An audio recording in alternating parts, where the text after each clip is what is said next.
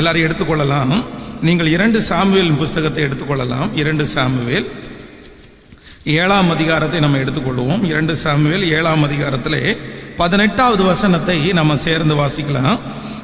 2 Samuel 7ஆம் அதிகாரம், ஸ்தோத்திரம், 2 சாமுவேல் 7ஆம் அதிகாரத்திலே 18வது வசனத்தை எல்லாரும் எடுத்துக்கொள்ளலாமா?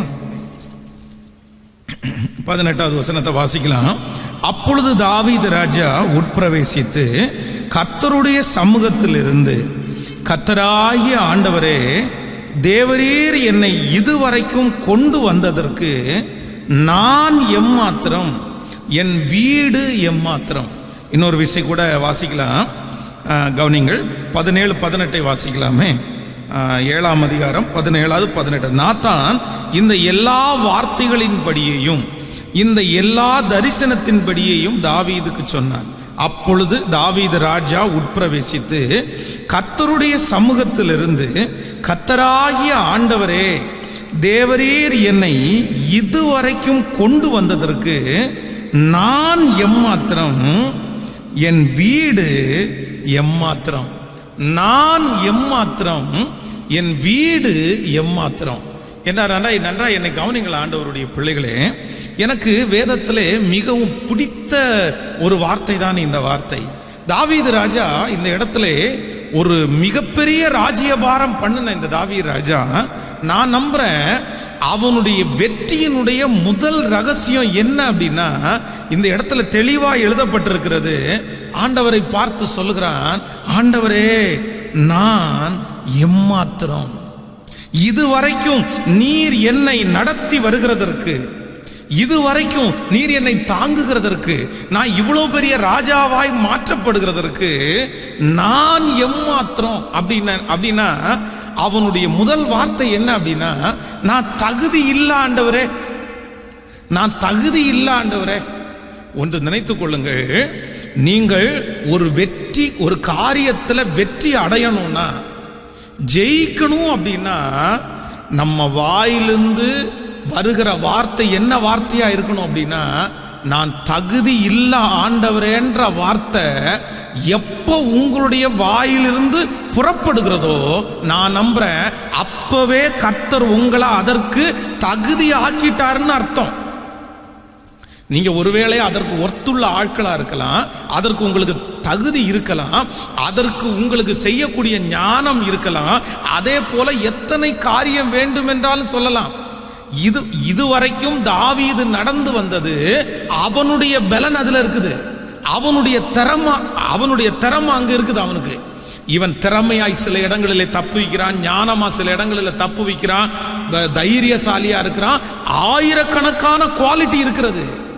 இதுவரைக்கும் ராஜ்ய பாரத்தை தக்க வைக்கிறதற்கு அவனுக்குள்ள 1000 குவாலிட்டி இருந்தாலும் அவன் ஆண்டவரை பார்த்து என்ன சொல்றான் அப்படின்னா, ஆண்டவரே, இதுவரைக்கும் நீர் என்னை கொண்டு வருவதற்கு நான் யார் இல்ல, தகுதி உள்ளவன் அல்ல, தகுதி உள்ளவன் அல்ல, நான் எம்மாத்திரம் ஆண்டவரே, நான் எம்மாத்திரம் ஆண்டவரே, என்னால முடியாது ஆண்டவரே. அதான் பவுல் நடலாம், அப்பல்லோ நீர் பாய்ச்சலாம், விளைய செய்கிறது யார் தான் விளைய செய்யணும்னா கர்த்தரே விளைய செய்யணும். ஆனா இன்னைக்கு இருக்கிற ஒரு மிகப்பெரிய மன வருத்தம் என்ன அப்படின்னா, நிறைய ஆண்டவருடைய பிள்ளைகளுக்கு இப்படிப்பட்ட எண்ணங்கள் வருகிறது இல்லை. என்ன அப்படின்னா, ஏதாவது ஒரு 10 இடத்துல ஜெயிச்சிட்டோன்னு வைங்களேன். இப்போது பொதுவாகவே பெண்கள் தான் இந்த ஃபாஸ்டிங் ப்ரேயரை நிறைய நீங்கள் பார்ப்பீங்க அப்படின்னு நினைக்கிறேன். இந்த பெண்கள் பொதுவாக இந்த சமையல் பாருங்களேன், இந்த சமையல் நம்ம பண்ண ஆரம்பிச்சிட்டோம் அப்படின்னா ஒரு 10 நாள் பண்ணின உடனே நமக்கு பழக்கமாயிருது. அதற்கு பிறகு பார்த்தீங்க அப்படின்னா அந்த 10 நாட்கள் செய்கிறதற்கு ஜெபம் பண்ணவங்க அந்த 11ஆவது நாள் செய்கிறதற்கு நிறைய பேர் நம்ம ஜெபம் பண்ண மாட்டோம். ஏன், நம்ம ஏற்கனவே செஞ்சது தானே, ஏற்கனவே பண்ணிட்டு இருக்கிறது தானே பண்ண போறோம், அவ்வளவுதான். அது நமக்கு பழக்கம் ஆகிறதுனால நம்ம அதை செஞ்சிடறோன்ற ஒரு கான்ஃபிடென்ட் நமக்கு வருகிறது. நான் கான்ஃபிடென்ட் இருக்கிறது தவறு இல்லை அப்படின்னு சொல்லலை, ஆனா 10 நாளைக்கு நம்ம ஜெபம் பண்ணது 11ஆவது நாள் நம்ம அதை செய்ய போகும்போது ஜெபம் பண்ணாம இருக்கிறோம் பாருங்க, அதுதான் தவறு. இல்ல நம்ம டேலண்ட் உள்ளவர்களாய் செய்தாலும் 10 நாட்கள் செய்ததை விட டேஸ்டா செஞ்சாலும் அந்த ஆகாரத்தை புசிக்கிறவங்களுக்கு பலன் கொடுக்கிறது யாரு? நீங்க டேஸ்டா சமைச்சிடலாம், நீங்கள் எல்லாத்தையும் ஆயத்தப்படுத்திடலாம். உங்களுக்கு அந்த டேஸ்ட் மாறலை, கலர் மாறலை, எதுவும் மாறலை. ஆனால் ஒரு மனுஷனுக்கு சாப்பிடும்போது அந்த சாப்பாடுனால வருகிற ஆரோக்கியத்தை நம்மளால கொடுக்க முடியுமா? ஸோ நம்முடைய இருதயம் ஒவ்வொரு நாளும் ஆண்டவரை பார்த்து என்ன சொல்லணும்னா, ஆண்டவரே நான் எம்மாத்திரம், நான் சொல்றேன். இன்றைக்கு இந்த ஃபாஸ்டிங் பிரேயர்ல தீர்க்க தரிசனமாய் சொல்லுகிறேன், இந்த ஜெபத்தில் இருக்கிற ஆண்டவருடைய பிள்ளைகளே, நீங்கள் இப்பொழுது ஒரு காரியத்தை துவங்க போகலாம். இல்லையென்றால் ஒரு காரியத்தை நினைத்து நீங்கள் பயப்பட்டு கொண்டிருக்கலாம், என்ன செய்வேன் என்று. நீங்க கர்த்தருடைய சமூகத்தில் வந்து, ஆண்டவரே நான் தகுதி இல்லை, ஆண்டவரே நான் தகுதி இல்லை, நான் எம்மாத்திரம், ஆண்டவரே இந்த வேலையை செய்யறதுக்கு நான் எம்மாத்திரம் அப்படின்னு நீங்க கேட்டு பாருங்க. நான் நம்புறேன் ஆண்டவர் அந்த காரியத்தை அடுத்தவர்களை கொண்டு அல்ல, உங்களை கொண்டே கர்த்தர் வெற்றியாய் செய்து முடிக்கிறதற்கு கர்த்தர் வல்லவராய் இருக்கிறார். ஆண்டவரால் அதை செய்ய முடியும். அந்த வார்த்தையை ஆண்டவர் வந்து நம்மிடத்துல எதிர்பார்க்கிறார். நீங்கள் அது மட்டுமல்ல, சங்கீதக்காரனாகிய தாவீது என்னிடத்துல சொல்லும்போது ரொம்ப அழகா சொல்றாரு, நானோ சிறுமையும் எளிமையுமானவன், கர்த்தரோ என்மேல் என்னவா இருக்கிறார், நினைவாய் இருக்கிறார். நானோ சிறுமையும், ஏன் அவனா சிறுமையும் எளிமையுமானவன்? ஒரு காலத்தில் அவன் சிறுமையும் எளிமையுமானவனா இருந்தது உண்மைதான். அவன் ஆடுகளுக்கு பின்பாய் போய் கொண்டிருந்தான், அவனுடைய வீட்டிலே அவன் சின்ன பையன். ஆனா இப்ப அவன் எவ்வளவு பெரிய ராஜாவாய் மாற்றப்பட்டான்.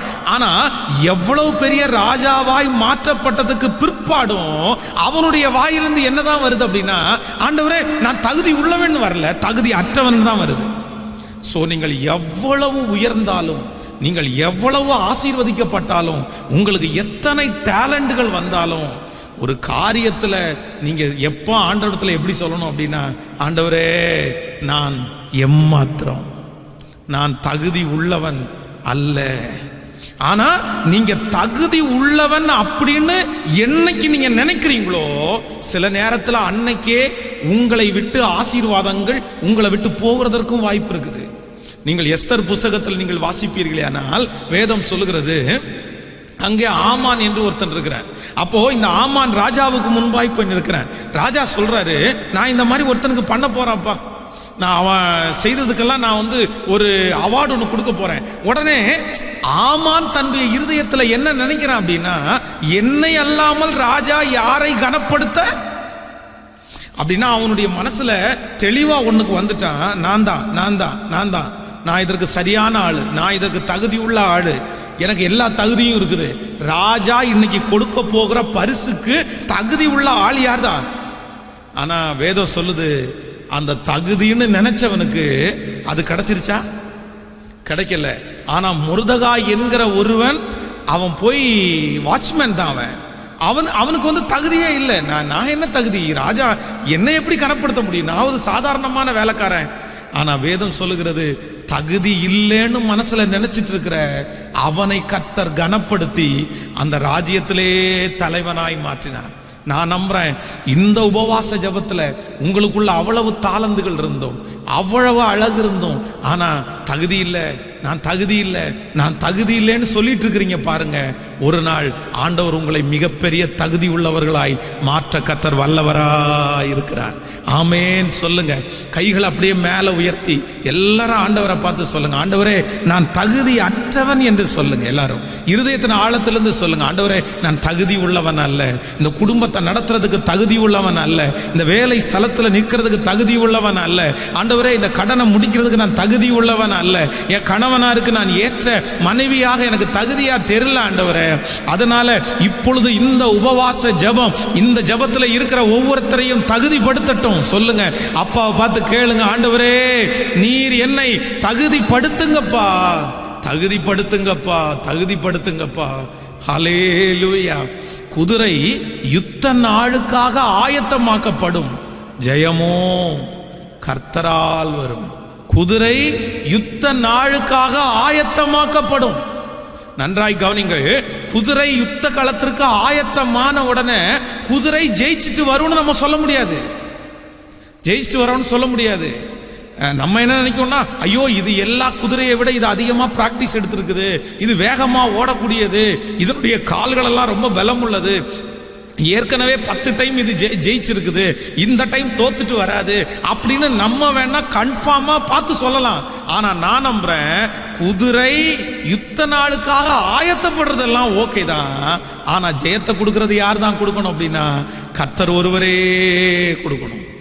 இன்றைக்கு இருக்கிற நிறைய விசுவாச மக்கள் தவறுகிறது எதுல அப்படின்னா, நம்ம நிறைய பேர் அனுபவம் இருக்குல்ல, நமக்கு அனுபவத்தை வச்சு நிறைய பேர் கணக்கு போடுறோம். ஏற்கனவே நடந்த ஜெயத்தை வச்சு நம்ம கணக்கு போடுறோம். ஏற்கனவே நம்ம கடந்து வந்த பாதையை நினைச்சு இதுல ஜெயிச்சிடலாம். தோல்வி என்கிறது ஒரு ஸ்டெப்புக்கு மேல நம்ம வளர்ந்துட்டோம் அப்படின்னா நமக்கே கண்ணுக்கு தெரியாது. நான் ஒன்று சொல்றது உங்களுக்கு புரியும்னு நினைக்கிறேன். இப்போ உங்களுடைய வீட்டில் உங்களுக்கு 100 ரூபா சம்பளம்னு வைங்களேன் ஒரு நாள்.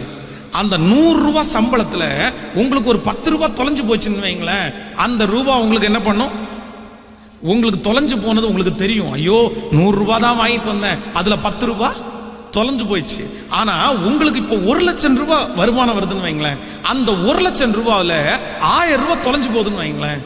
நிறைய பேருக்கு அது ஒரு பெரிய விஷயமா? ஆனா அன்னைக்கு தொலைஞ்சு போனது 10 ரூபா, அதை நம்ம கண்டுபிடிச்சிட்டோம். ஆனா இன்னைக்கு தொலைஞ்சு போறது 1000 ரூபா, அதை நம்மளால என்ன பண்ண முடியல. சோ நம்ம வளர வளர ரொம்ப ஜாக்கிரதையா இருக்கணும். நம்ம வளரும் போது தோற்று போகிறத நம்மளாலே சில நேரத்தில் என்ன பண்ண முடியாது, கண்டுபிடிக்கவே முடியாது. அதை ஈஸியா கண்டுபிடிக்க முடியாது. அதனால தான் நிறைய பேர் திடீர்னு விழுந்து போகிறார்கள். அதற்காக தான் எப்பவும் ஆண்டவருடைய பிள்ளைங்க தங்களுடைய தகுதியை என்ன பண்ணிடக்கூடாது, நம்பிடவே கூடாது. நீங்கள் யாத்திராகமம் 3ஆம் அதிகாரம் வாசிக்க வேண்டாம், நீங்க வீட்டில் போய் வாசிங்க. இந்த யாத்திராகமம் 3ஆம் அதிகாரம் 11வது வசனத்தை வாசிப்பீர்களானால் அந்த இடத்துல ஆண்டவரை பார்த்து மோசே சொல்லுகிறான், ஆண்டவரே நான் எம்மாத்திரம், அந்த ஜனங்களை வழி நடத்துறதற்கு நான் எம்மாத்திரம். கவனிங்களேன், நம்ம அப்படி கேட்போமா? ஆண்டவர் மோசேயே வனாந்திரத்தில் எத்தனை வருஷம் வச்சிருக்கிறாரு? கிட்டத்தட்ட 40 ஆண்டுகள் வனாந்தரத்தில். எத்ரோவுடைய வீட்டில் 40 வருஷம் இருக்கா. சோ தான் ஒரு பெரிய பொசிஷன்ல இருந்து, ஒரு பெரிய ராஜ வீட்டில் இருந்து எல்லாத்தையுமே உதறி தள்ளி இப்போ ஆண்டவர் அவனை தனியை எடுத்துட்டு எத்தனை வருஷம் உருவாக்கிட்டாரு? 40 வருஷம். இப்ப நான் இருக்கிறேன்னு வைங்களேன், என் வீட்டில இருந்து ஆண்டவர் என்னை எடுத்துட்டு கிட்டத்தட்ட ஒரு 5 வருஷம், ஒரு 7 வருஷம் ரொம்ப ஆண்டவர் ஒரு சில பாதைகளில் நடத்தினார். பயங்கரமான பாதை, எது விதைச்சாலும் அதுல பலன் வராத ஒரு பாதை, அது நமக்கு ஒரு வெற்றியாவே இருக்காத பாதை, நிக்க முடியுமான்ற ஒரு நம்பிக்கையற்ற அந்த மாதிரி சூழ்நிலை எல்லாம். அந்த 7 வருஷம் முடிச்சதற்கு பிறகு பாத்தீங்கன்னா கொஞ்சம் கொஞ்சமா சொன்ன உடனே அடுத்த நிமிஷமா இருந்தா நம்ம என்ன பண்ணிருப்போம் தெரியுமா? ஆமா ஆமா ஆமா, அதுக்குன்னு இப்ப 40 வருஷம் போட்டு படாத பாடுபடுத்திட்டீங்களே, இப்ப நான் மோல்ட் ஆயிட்டேன், இப்ப நான் சரியாயிட்டேன், இப்ப எனக்கு கோபமே வர்றதில்லை, இப்ப நான் பர்ஃபெக்ட் ஆயிட்டேன், போலாமா ஆண்டவரே? நம்மளா இருந்தா கண்டிப்பா என்ன நினைப்போம் அப்படின்னா 40 வருஷத்துல நமக்கு தகுதி வந்ததாக நம்ம நினைச்சிருவோம். ஆனா இந்த மோசே ஆண்டவரை பார்த்து கேட்கிறான், இஸ்ரவேல் ஜனங்களை நடத்துறதற்கு நானு எம்மாத்திரம். சிலருக்கு ஒரு பிரசங்கம் பண்ணி முடிச்ச உடனே அடுத்த டைம் யாராவது ஒருத்தர் பிரசங்கத்துக்கு கூப்பிட்டாங்க அப்படின்னா, நான் எத்தனை பேருக்கு முன்னாடி பிரசங்கம் பண்ண தெரியுமா? எனக்கு அதெல்லாம் ஒன்றும் பெரிய விஷயம் இல்லை. 1000 பேருக்கு முன்னாடி அப்படி பிரசங்கம் பண்ணேன். அவங்க என்ன சொன்னாங்க தெரியுமா? எத்தனை பேர் சாட்சி சொன்னாங்க தெரியுமா? நம்ம ஒரு டைம் ஜெயிக்கும் போதே நம்ம அறியாமலே நமக்கு என்ன வருது? கான்ஃபிடென்ட் வருது. நம்ம அறியாமலே நமக்கு தைரியம் வருது. ஆனா 40 ஆண்டுகள் சோதிக்கத்தை செய்யும் போது, அந்த காரியத்திற்கு முன்பாக போய் நிற்கும் போது, நான் செய்வேன்ற நம்பிக்கை உங்களுக்குள்ள இருக்கிறது தப்பு இல்லை. ஆனா நான் இதுக்கு தகுதியான ஆளு அப்படின்ற எண்ணம் உங்களுக்கு என்ன பண்ணிடக்கூடாதுன்னா வந்துடவே கூடாது.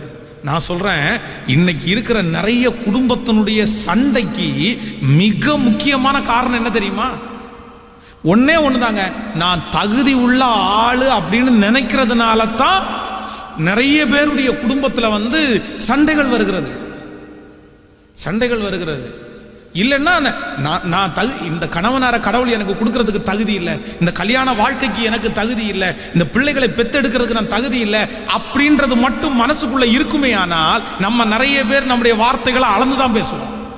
நம்ம அடக்கி தான் வாசிப்போம். ஆனா இன்னைக்கு கணவனுக்கு எதிராக மனைவி நிக்கிறாங்க, மனைவிக்கு எதிராக கணவன் நிக்கிறாங்க. சண்டைகள் ஏன் வருது அப்படின்னு சொன்னா, உன்னை விட நான் என்ன குறைஞ்சவளா, உன்னை விட நான் என்ன குறைஞ்சவனா, எனக்கு தெரியாதா, எனக்கு தனியா பொழைச்சிக்க தெரியாதா, எனக்கு தனியா வாழ தெரியாதா, எனக்கு தனியா நடக்க தெரியாதா? சோ இது எதனுடைய அடிப்படையில் வருதுன்னா, தான் தகுதி உள்ள நபராய் மாறிவிட்டேன், நான் தகுதி ஆயிட்டேன், நான் தகுதி ஆயிட்டேன், நீ தான் எனக்கு கீழே, நான் உனக்கு மேல, நான் உன்னோட பெஸ்ட் அப்படின்னு நினைக்கிறதுனால தான் அந்த மிஸ் அண்டர்ஸ்டாண்டிங்கே வருது. ஸோ கர்த்தருக்கு முன்பாக இன்றைக்கு உபவாச ஜபத்தில் எல்லாரும் என்ன சொல்லுங்க அப்படின்னா, எந்த இடத்துல போய் நிற்கும் போதும் ஃபர்ஸ்ட் உங்க மனசுக்குள்ள என்னதான் வரணும் அப்படின்னா, ஆண்டவரே நான் தகுதி உள்ளவன் அல்ல. ஹல்லேலூயா. கையை உயர்த்தி ஒரு ஹல்லேலூயா சொல்லுங்க. இந்த திருச்சபைக்குள்ள நான் இன்னைக்கு பாஸ்டரா இருக்கிறேன். இந்த திருச்சபைக்குள்ள நான் உள்ள வரும்போது நான் என்ன நினைக்கணும் அப்படின்னா, சே இவ்வளோ பெரிய ஆலயத்திற்கு நான் தகுதி உள்ளவன் அல்ல ஆண்டவரே, அல்ல. யாராவது ஒருத்தர் ஒரு காரியத்தை சொல்றாங்க, இந்த விதத்தில் நீங்க ரொம்ப நல்லா செய்றீங்க, இந்த காரியத்தை செய்றீங்கன்னு சொன்ன அடுத்த நிமிஷத்துல உங்க மனசுல என்ன வார்த்தை வரணும் அப்படின்னா, நான் அவ்வளோ ஒர்த்துள்ள ஆளு கேட்கல. ஆனா நிறைய பேர் உடனே என்ன சொல்லுவாங்க தெரியுமா, யாராவது ஒன்று சொல்லிட்டாங்கன்னா உடனே ஆமா ஆமா ஆமா ஆமா ஆமா, இதுக்கு நான் எவ்வளோ கஷ்டப்பட்டேன் தெரியுமா, இதுக்கு நான் எவ்வளோ பாடுபட்டேன் தெரியுமா, இந்த நிலைமைக்கு வர்றதற்கு ஐயோ நாயா பேயா வளைஞ்சிருக்கிறேன், எத்தனை நாள் தூங்காமல் இருந்தேன் தெரியுமா. நம்ம உடனே நம்முடைய ஸ்லோகத்தை பேச ஆரம்பிச்சிருவோம். இல்லை இல்லை, அடுத்த உயர்வென்று ஒன்று உங்களுக்கு வர வேண்டும் என்றால் என் இருதயத்தில் ஒன்று மட்டும்தான் இருக்குது, கர்த்தர் சமூகத்தில் ஓடி போய் ஆண்டவரே நான் தகுதி உள்ளவன் அல்ல. ஹல்லேலூயா. கையை உயர்த்தி ஒரு ஹல்லேலூயா சொல்லுங்க. ஆமோதிக்கிறீங்களா, விசுவாசிக்கிறீங்களா? இது ஒரு பரிசுத்தவானுடைய வாழ்க்கை அல்ல. யோசேப்பை குறித்து வேதம் சொல்லுகிறது, ராஜாவுக்கு முன்பாக, எகிப்தினுடைய ராஜாவுக்கு முன்பாக போய் நிற்கிறான். போய் நிற்கும் போது கூட அவன் என்ன சொல்றான் அப்படின்னா, நான் அல்ல, தேவனே ராஜாவுக்கு மங்களகரமான உத்தரவு. கவனிங்க, அந்த சொப்பனத்தினுடைய விளக்கம் யோசேப்புக்கு தெரியுமா தெரியாதா? தெரியுமா? தெரியும். இதற்கு முன்னாடி எத்தனையோ சொப்பனத்திற்கு அவன் விளக்கம் கொடுத்திருக்கிறானா சொல்லுங்க. இதுக்கு முன்னாடி இதை விட டஃப்பான சொப்பனத்திற்கு கூட விளக்கம் கொடுத்திருக்கிறான். 2 பேர் சிறைச்சாலையில் இருக்கும்போது சொப்பனம் பார்த்துட்டு வந்து சொல்றாங்க பாருங்களேன், அந்த சொப்பனத்திற்கு விளக்கம் கொடுக்கிறான். அவங்க அப்பாவுடைய வீட்டில் சொப்பனம் பார்க்கிறதும் சொப்பனத்திற்கு விளக்கம் கொடுக்கிறதும் யோசேப்புக்கு கைவந்த கலை, கைவந்த கலை. அது அது அது நேச்சுராவே அவனுக்குள்ள இருக்குது. அது ஒரு அபிஷேகம் அவனுக்குள்ள. அவ்வளவுதான். நீ சொப்பனம் பார்த்து போய் சொன்னீங்கன்னா இதாண்டா சொல்லிட்டு போயிட்டே இருப்பான். இப்போ அந்த நாட்டினுடைய ராஜா ஒரு சொப்பனத்தை பார்த்து சொல்றாரு. அந்த சொப்பனத்தினுடைய விளக்கம் அவனுக்கு தெரியும். ஆனா கூட ராஜாவுக்கு முன்பாக என்ன சொல்றான் அப்படின்னா, இல்லப்பா இந்த சொப்பனத்தை சொல்றதற்கு எனக்கு என்ன இல்லை சொல்லுங்க, தகுதி இல்லை, நான் அல்ல, தேவனே ராஜாவுக்கு. ஆனா இப்போ அந்த யோசேப்பினுடைய வாழ்க்கையும் நம்மையும் கம்பேர் பண்ணி பார்ப்போம். ஏற்கனவே நம்ம இந்த மாதிரி ஒரு 4-5 விஷயம் நமக்கு கைவந்த கலையா இருந்தா நம்ம கண்டிப்பா என்ன சொல்லுவோம் அப்படின்னா, எனக்கு எனக்கு எனக்கு தெரியும். அதை குற்றப்படுத்தி உங்களை தப்புன்னு சொல்ல வரல, ஆனா நம்ம ஜோம் பண்ணாம இருக்கிறது தான் தவறு அப்படின்னு சொல்றேன். நான் இன்னைக்கு இந்த ஃபாஸ்டிங் பிரேயரு இப்போ இந்த பிரசங்கத்தை நான் பண்ணணும். ஆனா இந்த பிரசங்கத்தை பண்ண வரும்போது வீட்டில இருந்தே என் மனசு படப்படன்னு ஆயிடுச்சு. வீட்டில இருந்து வரும்போதே எனக்கு ஹார்ட் பீட் அதிகமா இருக்குது, அப்படி டப் டப் டப் அடிக்குது. ஏன் அப்படின்னா, ஐயோ ஆண்டவருடைய சமூகத்தில் உட்காந்து நம்ம பேச போறோமே, ஆயிரக்கணக்கான ஜனங்கள் இந்த வார்த்தைகளை கேட்பாங்களே, இந்த ஜனங்களுக்கு ஆறுதல் வேணுமே, இந்த ஜனங்களோட ஆண்டவர் பேசணுமே, அந்த படபடப்பு எனக்கு முடிகிற வரைக்கும் இனி ஓயாது. இந்த பலிபீடத்தில் எத்தனையோ 1000 பிரசங்கங்களை நான் பண்ணியிருக்கிறேன், எத்தனையோ ஜனங்களை ஆண்டவர் திருப்தியாக்கி அனுப்பி இருக்கிறாரு, எத்தனையோ கூட்டங்களை நடத்திட்டோம், எல்லாமே ஓகே தான். ஆனா இந்த பலிபீடத்தில் வர்ணிக்கும் போது எனக்கு ஒரு தயக்கம் இருக்குது. என்ன தயக்கம் இருக்குதுன்னா, ஆண்டவரே இந்த செய்தியை நான் ப்ரிப்பரேஷன் பண்ணி கொடுக்கறதுக்கு நான் தகுதி உள்ள ஆள் இல்லப்பா, இந்த தகுதி உங்களால தான் வரணும். நீங்க நினைச்சாதான் கொண்டு போய் ஜனங்களுக்குள்ள சேர்க்க முடியும், நீங்க நினைச்சாதான் ஜனங்கள் ஆறுதல் அடைவாங்க. சோ இந்த பலிபீடத்தில் நான் நிற்கும் போது தகுதி, உண்மையிலே கர்த்தருக்கு முன்பாக சொல்றேன், ஆண்டவருடைய பிள்ளைகளே, தகுதின்னு நிக்கவே இல்லை. என் மனசு தகுதி இல்லை, நீங்க தான்ப்பா. அப்ப நான் என்ன நம்புறேன் அப்படின்னா, ஆண்டவர் இன்னும் நம்மளை வெற்றி உள்ளவர்களாய் மாற்றுவதற்கு அது வழியாக இருக்கும். அல்லேலூயா. சோ யோசேப்பு அவ்வளவு தெரிஞ்சதுக்கு அப்புறம் கூட அவன் என்ன சொல்றான் அப்படின்னா, நான் தகுதி இல்லை, யாருதான் எனக்கு செய்ய பலன் தரணும்னா கர்த்தரே. உங்களுக்கு முன்பாக நிற்கிற சூழ்நிலைக்கு முன்பாக போய் நின்று நீங்கள் சொல்லுங்கள். தேவைகளுக்கு முன்பாக போய் நின்று சொல்லுங்கள். பிரச்சனைகளுக்கு முன்பாக போய் நின்று சொல்லுங்கள். அதுக்கு முன்பாக எல்லாரும் சொல்லுவாங்க, நான் அதை தகுதின்னு. இல்லை, போய் நின்று சொல்லுங்க, ஆண்டவரே நான் தகுதி இல்லை, என்னை பலப்படுத்துகிற கிறிஸ்துவினாலே எல்லாவற்றையும் செய்ய எனக்கு பலன் உண்டு. என் பலனினால் எல்லாவற்றையும் செய்ய பலன் உண்டுன்னு தேவ மனுஷன் சொல்லல, என்னால முடியும்னு சொல்லல. என்னை பலப்படுத்துகிற கிறிஸ்துவினாலே. அதைத்தான் சங்கீதக்காரன் சொல்லும் போது சொல்கிறான், உம்மாலே நான் ஒரு சேனைக்குள் பாய்வேன், என் தேவனாலே ஒரு மதிலை தாண்டுவேன். யாரால? மதிலை தாண்டது அப்படின்றது தாவீதுக்கு என்ன பெரிய காரியமா? இதுக்கு முன்னாடி எத்தனை யுத்தங்களை பண்ணினவன், எத்தனை மதில்களை தாண்டினவன். ஆனா அவனுக்கு முன்பாக வந்து நிற்கிற மதில்களுக்கு முன்னாடி நிற்கும் போது சொல்ல, ஆண்டவரே இந்த மதிலை தாண்டுகிறது என் பலத்தினால அல்ல, இந்த மதிலை தாண்டுறது உங்க பலத்தினால. சோ நான் தகுதி உள்ளவன் அல்ல, என்னை தகுதிப்படுத்துகிற கர்த்தர் நீ. அப்ப எப்பவுமே நம்முடைய மனசுல என்ன ஆழமா என்ன பதியணும் அப்படின்னா, ஆண்டவரே நீர்தான் தகுதி உள்ளவன். ஹல்லேலூயா. சோ இந்த தாவீதுனுடைய வெற்றியினுடைய முதல் ரகசியம் என்ன அப்படின்னா, அவன் சொன்ன முதல் வார்த்தை இல்லை, அவன் வாழ்க்கையில ஒரு பெரிய வார்த்தை என்னன்னா, நான் எம்மாத்திரம். ஆமென். இந்த உபவாச ஜெபத்துல நிறைய பேர் ஆண்டவர் வெற்றி அடைய பண்ண போறாரு. உங்க குடும்பங்கள் வெற்றி அடைய பெய்ய போகுது. இதுக்கு முன்னாடி நீங்க நான் செய்வேன்னு சொல்லி எத்தனைய தோற்று போனீங்கன்னு எனக்கு தெரியல. ஆனா இனி நீங்க சொல்லுங்க, நான் அல்ல தேவனே, நான் அல்ல. உங்களால முடியாது சிஸ்டர், பிரதர், உங்களால முடியாது தாயே, உங்களால முடியாது தகப்பனே. நம்முடைய பலத்தினால எவ்வளோ ஓட முடியும், நம்முடைய திறமையினால எவ்வளோ நிற்க முடியும், நம்முடைய மன பலத்தினால எவ்வளோ அடக்க முடியும். இல்லை, கர்த்தர் பலன் இல்லாவிட்டா இந்த உலகத்தில் நம்மளால ஒரு நிமிஷம் கூட என்ன பண்ண முடியாதுன்னா வாழவே முடியாது.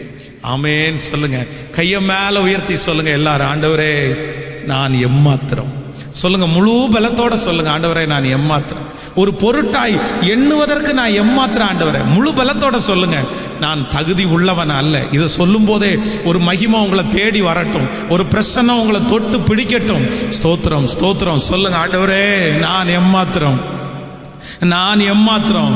ஆண்டவரே ஒரு பொருட்டா எண்ணுகிறதற்கு நான் எம்மாத்திரம். காலைதோறும் என்னை நினைச்சு பார்க்கிறவர் நீங்க தான் ஆண்டவரே. நிமிரந்தோறும் என்னை விசாரிக்கிறதுக்கு உங்களை தவிர வேற யார் இருக்கா?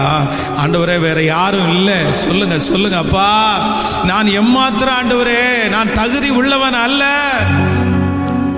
ஹல்லேலூயா. நன்றி. நான் எம்மாத்திரம், ஒரு பொருட்டாய் எண்ணுவதற்கு நான் எம்மாத்திரம், ஒரு பொருட்டாய் எண்ணுவதற்கு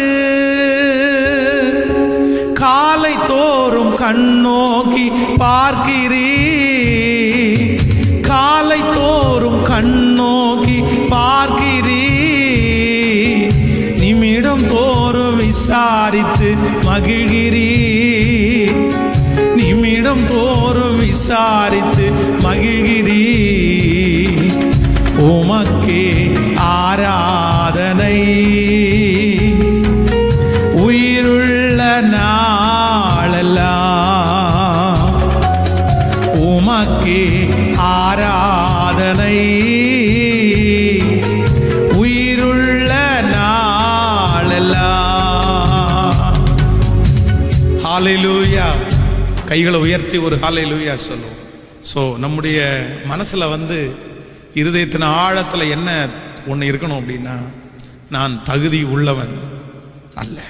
ஆமே, நான் எம்மாத்திரம். நாங்கள் வேதாகம கல்லூரியிலே படிக்கும்போது நாங்கள் ஒரு 12 பேர் படித்தோம். அந்த 12 பேரில் ஒரு 2-3 பேருக்கு எப்போவுமே பார்த்தீங்கன்னா அந்த போட்டி நடக்கும். யார் ஃபஸ்ட் ரேங்க் எடுக்க போகிறா அப்படின்ற போட்டி நடக்கும். அப்போ அதில் வந்து ஒருத்தர் வந்து ரொம்ப தீவிரமான ஒரு நபர். அவருக்கு வந்து ஃபஸ்ட் ரேங்க் எடுக்கலை அப்படின்னா அவ்வளோதான், அவரால் வாழவே முடியாதுன்னு வச்சுங்களேன். ஜெயிச்சே ஆகணும். அந்த தோல்வி, மார்க்கு குறைவு அதை அவரால் அக்செப்ட் பண்ணிக்க முடியாது. ஆனால் என்னை பொறுத்த அளவில் அப்படியெல்லாம் கிடையாது. சில இடங்கள்லாம் ஆண்டவர் வந்து தோற்று போக தான் பண்ணுறாரு. அப்போ வந்து அவர் பார்த்தீங்க அப்படின்னா ஏற்கனவே எங்களுக்கு தூங்குறதுக்கு குறைவான டைம் தான் கொடுப்பாங்க. இவர் தூங்குறதுக்கு கொடுக்குற நேரத்துலையும் பார்த்தீங்க அப்படின்னா படிச்சுட்டே இருப்பார் ராத்திரி முழுக்க. இப்போ காலைல எழுந்திரிச்ச உடனே அப்புறம் எக்ஸாம் போகும்போது எல்லாருமே கேட்பாங்க ஒருத்தருக்கு ஒருத்தர், படிச்சிட்டிங்களான்னு. எல்லாருமே வந்து என்ன சொல்லுவாங்க அப்படின்னா, படித்தேன், சரி தெரில எப்படி வருது அப்படின்னு. ஆனால் அவர் மட்டும் என்ன சொல்லுவார் தெரியுமா? கான்ஃபிடென்ட்டாக சொல்லுவார், எல்லாம் படிச்சிட்டேன். அதே போல் கொஸ்டின் பேப்பர் கொடுக்கும்போது பார்த்தீங்க அப்படின்னா பயங்கரமாக வந்த உடனே எல்லாம் எழுதிடுவார். இந்த தேர்ட் இயர் முடித்த உடனே ஆல் ஃபஸ்ட் அப்படின்னு ஒன்று கொடுப்பாங்க. அப்போ நாங்கள் எல்லாரும் என்ன நினச்சோம் அப்படின்னு சொன்னால், கண்டிப்பாக அவர் தான் எடுப்பார் அப்படின்னு நினச்சோம். அவரும் அதுக்கு முன்னாடி அந்த 1 மந்த்துக்கு முன்னாடி அந்த மீட்டிங் எல்லாம் நடக்கும்போது பார்த்தீங்க அப்படின்னா எனக்கு தான் கிடைக்கும் அப்படின்ட்டு இருந்தார். கடைசியில் அவருக்கு கிடைக்கல, இன்னொருத்தருக்கு தான் அந்த அவார்டு கிடச்சிருச்சு ஃபஸ்ட்டு. அப்போ நான் அப்போ என்ன நினச்சேன் அப்படின்னா, நம்ம தகுதி என்ன இருக்குது? நம்மை தகுதிப்படுத்துகிறவர் யார் அப்படின்னா கர்த்தர் தான் நம்மளை தகுதிப்படுத்துவார். ஹல்லேலூயா. எனக்கு சொல்லி கொடுக்க தெரியும்னு நினச்சிடக்கூடாது. எனக்கு கற்றுக் கொடுக்குற ஆண்டவர் என் கூட இருக்கும்போது நான் இன்னொருத்த உருவாக்க முடியும். ஹல்லேலூயா. அப்போ தாவீதுனுடைய வெற்றியினுடைய முதல் ரகசியம் என்ன அப்படின்னா, நான் நம்புகிறேன், நான் எம்மாத்திரம். ஹல்லேலூயா. இப்போ உங்களுக்கு வாழ்க்கையில் மறக்காமல் ஒரு வார்த்தை வேணும். நீ என்ன பண்ணணும்னா, எல்லாவற்றுக்கும் முன்பாக நிற்கும்போது, ஆண்டவரே நான் தகுதி உள்ளவன் அல்ல. ஒவ்வொன்றுலையும் இன்னைக்கு ஆண்டவர் ஒரு காரில் உட்கார வைக்கிறாருன்னு வைங்களேன், அந்த காரில் உட்காந்துட்டு, ஆண்டவரே இந்த காரில் ஏறி உட்கார்றதுக்கு நான் தகுதி உள்ளவன் அல்லன்னு சொல்லி பாருங்க. உங்களை நம்பி ஆண்டவர் இன்னும் லட்சக்கணக்கான பணத்தினுடைய காரை கத்தர் கொடுத்துருவாரு. ஆமே. அது ஒரு சைக்கிளாக இருக்கலாம், ஒரு டம்ளர் தண்ணியாக இருக்கலாம், எதுவாக இருக்கலாம். அதுதான் ஒரு மிகப்பெரிய மேன்மை. நான் இந்த இடத்த, இந்த பலிபீடத்தை அவ்வளோ மேன்மையாக நினைக்கிறேன்,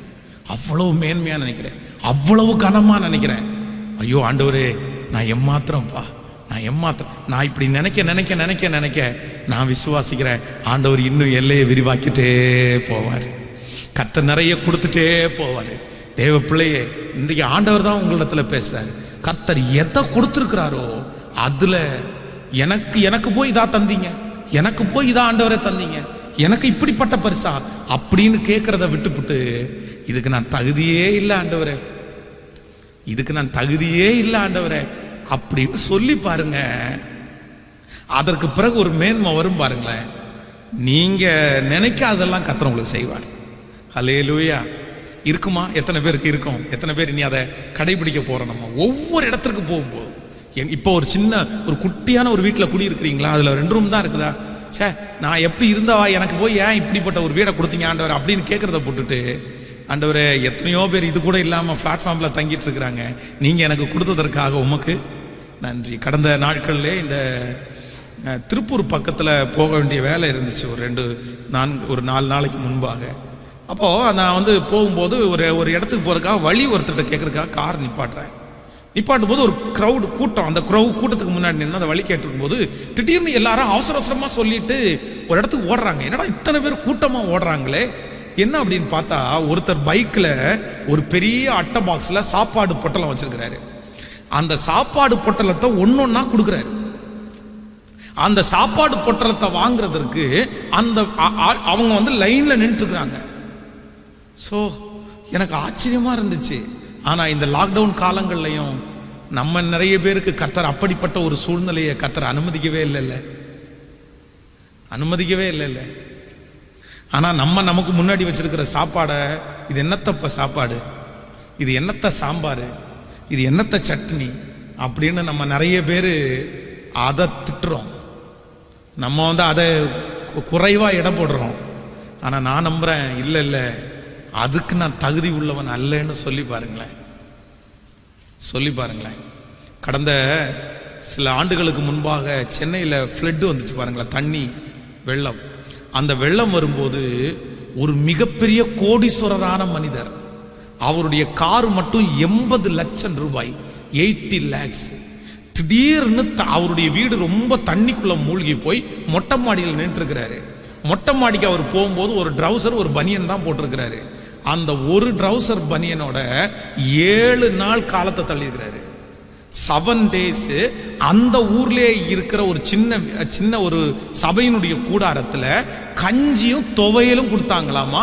அந்த கஞ்சியையும் அந்த துவையலையும் குடிச்சிட்டு அங்கே இருந்தாராம். அந்த துவையலையும் குடிச்சிட்டு அங்கே இருந்தாராம். அப்போ ஒன்று நினைத்துக் கொள்ளுங்கள், பெரிய பெரிய ஆட்கள் கூட சில நேரத்தில் அப்படிப்பட்ட சிச்சுவேஷனுக்கு கடந்து போகிறது நம்மளால தவிர்க்க முடியாது. அதனால் நம்ம என்ன நினைக்கணும்னா, நமக்கு முன்பாக ஆண்டவர் எதை கொடுத்துருக்கிறாரோ அதுக்கு முன்னாடி, எனக்கு முன்னாடி அது கேவலமாக தெரியக்கூடாது. எனக்கு முன்பாக நான் தான் அதுக்கு முன்னாடி தகுதி இல்லவேன்னு தெரியணும். நான் சொல்றது உங்களுக்கு புரியுதா? எனக்கு முன்பாக ஆண்டவர் கொடுத்த எல்லா ஆசீர்வாதத்தையும் எனக்கு அது கீழே அப்படின்னு நினைக்க கூடாது, அதுக்கு நான் ஏமாத்திரம்னு நினைக்கணும். அப்படி நினைச்சீங்கன்னா உங்க வாழ்க்கையில உண்மையிலே சொல்றேன், கவலைன்ற ஒன்று உங்களுக்கு இருக்கவே இருக்காது. கவலைன்ற ஒன்று இருக்கவே இருக்காது. மேலானதாய் ஹல்லேலூயா. நான் இன்னைக்கு ஒரு தீர்மானம் எடுக்க போறேன். என்ன தீர்மானம் எடுக்க போறேன்னா, எனக்கு முன்பாக ஆண்டவர் கொடுத்திருக்கிற எல்லா ஆசீர்வாதத்திற்கும் நான் தகுதி உள்ளவன் அல்ல. ஹல்லேலூயா. அப்படி நினைச்சு பாருங்க, உங்களை அறியாமலே ஒரு சந்தோஷம். அந்த பொருள் நான் சொல்றேன் உங்க உடம்புல தங்குன்னு சொல்றேன். ஹலோ, உங்க உடம்புல நான் நினைச்சு பார்க்கும்போது இன்னைக்கு பார்த்தீங்க அப்படின்னா சாப்பாட்டுக்கு ஒரு பஞ்சமும் இல்லை.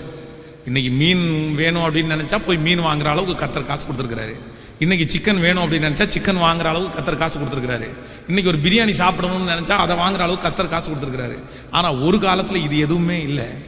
எதுவுமே இல்லாத போது எங்கள் அம்மா வந்து நில்லுப்பா மதியானம் எதுவும் செய்யலை, கொஞ்ச நேரம் வெயிட் பண்ணுங்கப்பா, இப்போ ஒரு 10 நிமிஷத்தில் சாப்பாடு ரெடி பண்ணுறேன்னு சொல்லிட்டு ஓடுவாங்க. வீட்டிலேருந்து ஓடி பக்கத்தில் இருக்கிற ஒரு தோட்டத்தில் போய் ஒரு கப்பக்கிழங்கு பாருங்களேன், அதை வந்து அப்படியே கையிலே வந்து அப்படியே எடுத்துகிட்டு வருவாங்க. எடுத்துகிட்டு வந்து கிணத்துக்கு பக்கத்தில் வச்சு வாளியில் தண்ணி ஊற்றி வச்சு அப்படியே வெட்டி ஒரு சட்டியில் போட்டு ஃபுல்லாக கொதிக்க வச்சு ஒரு நல்ல ஒரு குச்சி எடுத்து அதை இடித்து அப்படியே பழைய கஞ்சி தண்ணியை உள்ளே ஊற்றி கொஞ்சம் உப்பை போட்டு கலக்கி கையில் கொடுத்துருவாங்க. அதை குடிப்போம் பாருங்களேன். அது வந்து அன்னைக்கு இருக்கிறது, அது ஏழைகளுடைய சாப்பாடு. அன்னைக்கு பழைய கஞ்சி தண்ணியும் அதுவும் குடிக்கிறது. அது வந்து பொதுவாக வந்து மாடுகளுக்கு தான் வைப்பாங்க அந்த கஞ்சி தண்ணி அந்த மாதிரிலாம். அதை குடிச்சிட்டு அன்னைக்கு அவ்வளோ ஸ்ட்ரென்த்தா, இன்னைக்கு விட அவ்வளோ ஸ்ட்ரென்த்தா. இன்னைக்கு சிக்கன் மட்டன் சாப்பிட்டு அவ்வளோ ஸ்ட்ரென்த் இல்லை, ஆனால் வெறும் கப்பக்கிழங்கும் பழைய கஞ்சி தண்ணியும் குடிச்சா அன்னைக்கு அவ்வளோ ஸ்ட்ரென்த்து. அப்போ நான் என்ன நம்புறேன் அப்படின்னா, அன்னைக்கு அது எனக்கு என்னவா தெரிஞ்சிச்சு அப்படின்னா, எனக்கு ரொம்ப பெருசாக தெரிஞ்சிருச்சு. அதை சந்தோஷத்தோடு நான் குடித்தேன், அதை பசியோடு குடித்தேன். அதில் இருக்கிற விட்டமின் சி, ஏயா பியா சியா இல்லை அது கெட்டதா நல்லதான்னு பார்க்க தெரில, சோத்திரம் பண்ணி குடிச்சிட்டோம். அது என் சரீரத்துக்கு என்னவா இருந்துச்சு அப்படின்னா, என் முன்னாடி இருக்கிற பொருளை விட நான் அதை ஏற்றுக்கொள்ளுகிற விதம்தான் எனக்கு ரொம்ப தேவை. உங்களுக்கு முன்னாடி இருக்கிற பொருள் எப்பேற்பட்டதா வேணுமான்னு இருக்கலாம், அது அழகா இருக்கலாம், அழகு இல்லாமல் இருக்கலாம், அது காஸ்ட்லியா இருக்கலாம், அது ரொம்ப சீப்பான ரேட்டா இருக்கலாம். ஆனால் நீங்க அதுக்கு முன்னாடி எப்படி நிற்கிறீங்க, அதை எப்படி ஏற்றுக்கிறீங்கன்றதான் உங்க வாழ்க்கையினுடைய ரகசியமே அடங்கியிருக்கிறது. ஆனால் நான் என்ன செய்ய போறேன் அப்படின்னா, எனக்கு முன்பாக இருக்கிற பொருள் அழகானதோ அசிங்கமானதோ காஸ்ட்லியானதோ குறைவானதோ இது கிடைக்கிறதுக்கும் நான் தகுதி உள்ளவன் அல்ல அப்படின்ற ஒரு தாழ்மையான எண்ணம் மட்டும் உங்களுக்குள்ளேயே இருக்குமானால், உங்களுக்கு கொடுக்கப்பட்டிருக்கிற எல்லா பொருளும் உங்களுக்கு ஆசீர்வாதமானதே, உங்களுக்கு செழிப்பானதே. அந்த இடத்துல நீங்கள் சந்தோஷமாய் தான் இருப்பீர்கள், அந்த இடத்துல மகிழ்ச்சியாய் இருப்பீர்கள், அந்த இடத்துல உங்களுக்கு சமாதான குறைவு வராது, அந்த இடத்துல நிம்மதியாய் நீங்கள் நித்திரை செய்வீர்கள், சமாதானத்தோடு நித்திரை செய்வீர்கள். கையை உயர்த்தி ஒரு ஹல்லேலூயா சொல்லுங்க. ஆமென். இதுக்கு நிறைய சம்பவம் உங்களுக்கு சொல்ல முடியும். நம்ம இப்போ சர்ச்சு இப்போ இருக்கிற இந்த இடம் வந்து, இந்த இடத்துல நிறைய குடிசைகள் போட்டிருந்தாங்க. அதான் இந்த இடத்த வந்து சர்ச்சுக்காக வாடகைக்கு வாங்க வரும்போது இந்த ஏரியா ஃபுல்லாக ஒரு 30-35 குடிசை. இந்த குடிசையில் பார்த்தீங்க அப்படின்னா கரெக்டாக ஒரு நாள் ஒரு 8 மணிக்கு வரேன். 8 மணிக்கு வரும்போது ஒரு ஐயா வந்து இந்த மண் தரையில் படுத்து கிடக்கிறாரு. தலையில் வந்து கையை வச்சுட்டு இப்படி படுத்து கொரட்டை விட்டு தூங்கிட்டு இருக்கிறாரு. அவருடைய தலைமாட்டில் பார்த்தா அந்த வீட்டில் இருந்து போகிற அந்த கழிவு தண்ணி பாருங்களேன், அந்த தண்ணிக்கு ஒரு வாய்க்கால் போயிட்டு இருக்குது. அந்த வாய்க்கால் பக்கத்தில் போயிட்டு இருக்குது. இவர் பக்கத்தில் தலைக்கு மேலே கையை வச்சுட்டு கொரட்டை விட்டு தூங்கிட்டு இருக்கிறாரு. எனக்கு ரொம்ப ஆச்சரியமாக இருந்துச்சு. அன்னைக்கு நான் பார்த்த காட்சி இன்னைக்கு வரைக்கும் என் கண்களில் தெரிகிறது. இந்த ஏரியாவில் இருந்த எல்லா வீடுமே ஓலை வீடு தான் இருந்துச்சு, குடிசை வீடு. அந்த குடிசை வீடு குமிஞ்சு தான் உள்ளுக்குள்ளேயே போனோம். ஆனால் அந்த வீட்லையும் சுகமாய் படுத்து உறங்கி காலையில் எழும்பி தோள் மேலே மண்வட்டியை வச்சு கையில் கடப்பாறையை தூக்கிட்டு வேலைக்கு போகிறாங்க. நமக்கு என்னடா அப்படின்னா, ஒரு நல்ல வீடு, ஒரு டெரஸ் வீடு, ஒரு ஃபேனு, நமக்கு ஒரு கொசு கடிச்சா நமக்கு என்ன வரல, தூக்கம் வரல, நம்ம கஷ்டப்படுறோம். அப்போ நான் என்ன நம்புகிறேன் அப்படின்னா, நம்ம நிறைய பேர் லக்ஸரிக்கு என்ன பண்ணிட்டோம்னா பழகிட்டோம். நம்ம தகுதியை நம்ம அதிகப்படுத்திட்டோம். நம்முடைய தகுதியை பெருசுப்படுத்த நமக்கு முன்பாக இருக்கிற ஆசீர்வாதங்கள் எல்லாம் நமக்கு என்னவா தெரியுது? சின்னதாக தெரியுது, குறைவாய் தெரிகிறது. இல்லை இல்லை இல்லை, அதை பெருசாகவும் உங்களை சின்னதாகவும் பார்ப்பீர்களே, ஆனால் உங்கள் கண்ணுக்கு முன்னாடி எல்லாமே உங்களுக்கு என்னவா தெரியும் அப்படின்னா வெற்றியாய் மட்டும்தான் தெரியும். அல்லேலூயா. அந்த கிருபையை ஆண்டவரை தவிர வேற யாரும் நமக்கு என்ன பண்ண முடியாதுன்னா தரவே முடியாது. ஆனால் இந்த பிரசங்கம் பண்ணும்போது நான் ஆண்டவரிடத்துல கிருபையாக கேட்குறேன், எனக்கு அப்படிப்பட்ட ஒரு இரக்கத்தை சாகிற வரைக்கும் தந்துருங்க ஆண்டவரே. அல்லேலூயா. கையை அசைத்து ஒரு அல்லேலூயா சொல்லுங்க. ஆமேன் ஆமேன் சொல்லுங்க. எனக்கு ஆண்டவர் ஆசீர்வாதத்தை தர்றது அடுத்தது.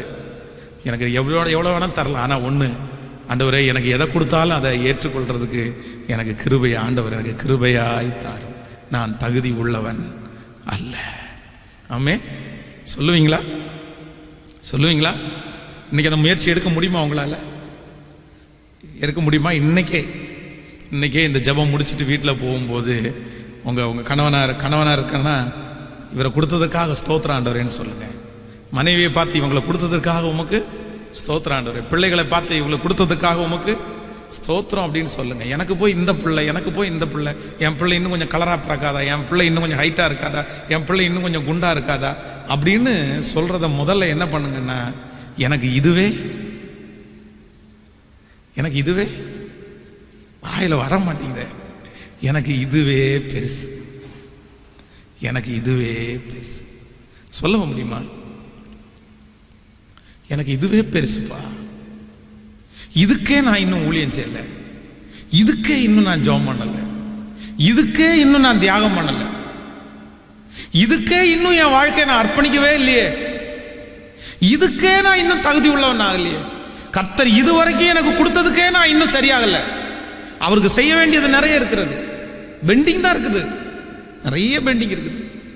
இதுக்கே நான் தகுதி இல்லையே. நான் போய் இதை விட ஒரு பெரிய ஆசீர்வாதத்தை பார்க்கும்போது இதை குறைவா நான் நினைப்பேனா? நான் நினைக்க மாட்டேன். நான் ஏமாத்திரம். ஆமேன் சொல்லுங்க. இப்ப கைய மேல உயர்த்தி அல்லேலூயா. நான் ஏமாத்திரம் ஒரு பொருட்டாய் எண்ணுவதற்கு, நான் ஏமாத்திரம் ஒரு பொருட்டாய் எண்ணுவதற்கு சொல்லுவோம். காலை தோறும் கண்ணோக்கி பார்க்கிறீ, காலை தோறும் கண்ணோக்கி பார்க்கிறீ, நிமிடம் தோறும் விசாரித்து மகிழ்கிறீ, நிமிடம் தோறும் விசாரித்து மகிழ்கிறீ. கைகளை மேல தட்டி உமக்கே ஆராதனை. உயிருள்ள நாளெல்லாம் இயேசுவே நீ நல்லவரப்பா, உமக்கே ஆராதனை. உயிருள்ள நாளெல்லாம். ஹல்லேலூயா. நம்பர் 2, இந்த தாவீதுனுடைய வாழ்க்கையில இருக்கிற வெற்றியினுடைய இரண்டாவது ரகசியம், அதை குறித்து நான் தியானித்து கொண்டிருக்கும் போது, இரண்டாவது வார்த்தைன்னு வைங்களேன், ஒரு மனுஷனுடைய வெற்றிக்காக அவனுடைய வாயிலிருந்து புறப்பட வேண்டிய வார்த்தைன்னு கூட இந்த செய்தியை வச்சுக்கலாம். நம்முடைய வெற்றியினுடைய இரண்டாவது ரகசியம். நீங்கள் வேதத்தை திறந்து ஒரு வசனத்தை வாசிக்கலாம், எல்லாரும் எடுத்துக்கொள்ளலாம். 2 சாமுவேல் 24ஆம் அதிகாரத்தை எடுத்துக்கொள்ளுங்கள். 2 சாமுவேல் 24ஆம் அதிகாரத்தில் 24ஆம் அதிகாரம். நம்ம 14வது வசனத்தை வாசிக்கலாமா? 24ஆம் அதிகாரத்திலே 14வது வசனத்தை வாசிக்கலாம். அப்பொழுது தாவீது காத்தை நோக்கி, கொடிய இடுக்கண்ணில் அகப்பட்டிருக்கிறேன், இப்பொழுது நாம் கர்த்தருடைய கையிலே விழுவோமாக, அவருடைய இரக்கங்கள் மகா பெரியது, மனுஷர் கையிலே விழாதிருப்பேனாக என்றான். இன்னொரு விஷயம் கூட வாசிக்கலாம்.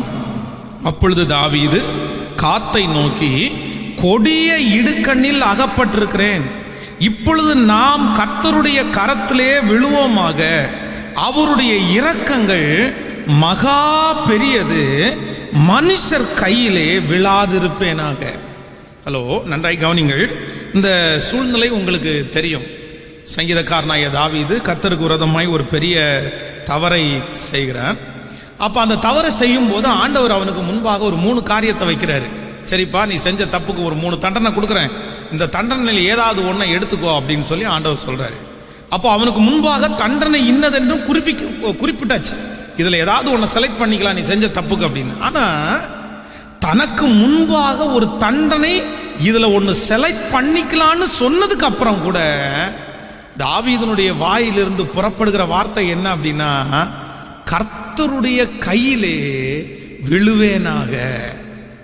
நான் மனுஷனுடைய கையில என்ன பண்ண மாட்டேன் அப்படின்னா விழமாட்டேன். கவனிங்க, நீங்கள் வெற்றி அடைய வேண்டும் என்று நினைக்கிறீர்களா? நீங்கள் ஒரு வெற்றி உள்ள தலைவனாய் தலைவியாக மாறணும்னு நினைக்கிறீங்களா? நீங்க ஒன்றை மட்டும் செய்யறதற்கு மறந்துடாதீங்க. எவ்வளவு பெரிய சூழ்நிலை வரும்போதும் நீங்க சூஸ் பண்ணக்கூடாது, நீங்க பதில் சொல்லக்கூடாது, நீங்க எதிர்த்து நிற்க கூடாது. நீங்க செய்ய வேண்டியது ஒன்னே ஒன்று மட்டும்தான் செய்யணும். ஆண்டவரே, உங்க கையில நான் விழுறேன், நான் யார் கையில விழமாட்டேன் சொல்லுங்க. ஆனா நம்ம பொறுத்த வரைக்கும் நம்ம எல்லாருமே தவறுது எதுல தான் தவறும் அப்படின்னா இதில் தாங்க தவறும்.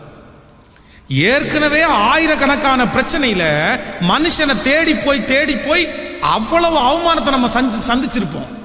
ஆண்டவர் உணர்த்தி இருப்பாரு, அந்த மனுஷனை நம்பி போனா நீ செத்துட்ட, நீ இது இவ்வளவு கஷ்டப்படுறதுக்கு அவன் தாண்டா காரணம், நீ எதுக்கடா மனுஷனை நம்புறேன், இந்த மனுஷனை நம்புற மாதிரி தானே அந்த மனுஷனை இப்படியோ 1000 சூழ்நிலையை கர்த்தர் நம்முடைய வாழ்க்கையில அனுமதிச்சாலும் அடுத்து ஒரு பிரச்சனைன்னு ஒன்று வரும்போது நம்ம கண்ணும் நம்ம மனசும் யாரைத்தான் தேடுது சொல்லுங்க?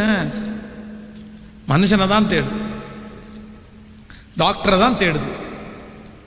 ஆண்டவர் இது நிறைய நேரத்தில் நான் ஊழியக்காரன் என்னையே கர்த்தர் கடிந்து கொண்டிருக்கிறார். உனக்கு என்னடா வேலை? உன்கிட்ட நான் என்ன சொன்னேன்? நீ என்ன சொல்லணும்? உன்னுடைய ஸ்தானம் என்ன? அதை மட்டும் நீ செய், அதை மட்டும் செய். நீ யாருடைய கரத்தில் விழுறதுக்கு தான் ஜனங்களை நடத்தணும் அப்படின்னா கர்த்தருடைய கரத்தில் விழுறதுக்கு தான் ஜனங்களை நடத்தணுமே தவிர மனுஷனுடைய கையில் விழுறதுக்கு ஜனங்களை என்ன பண்ணக்கூடாது.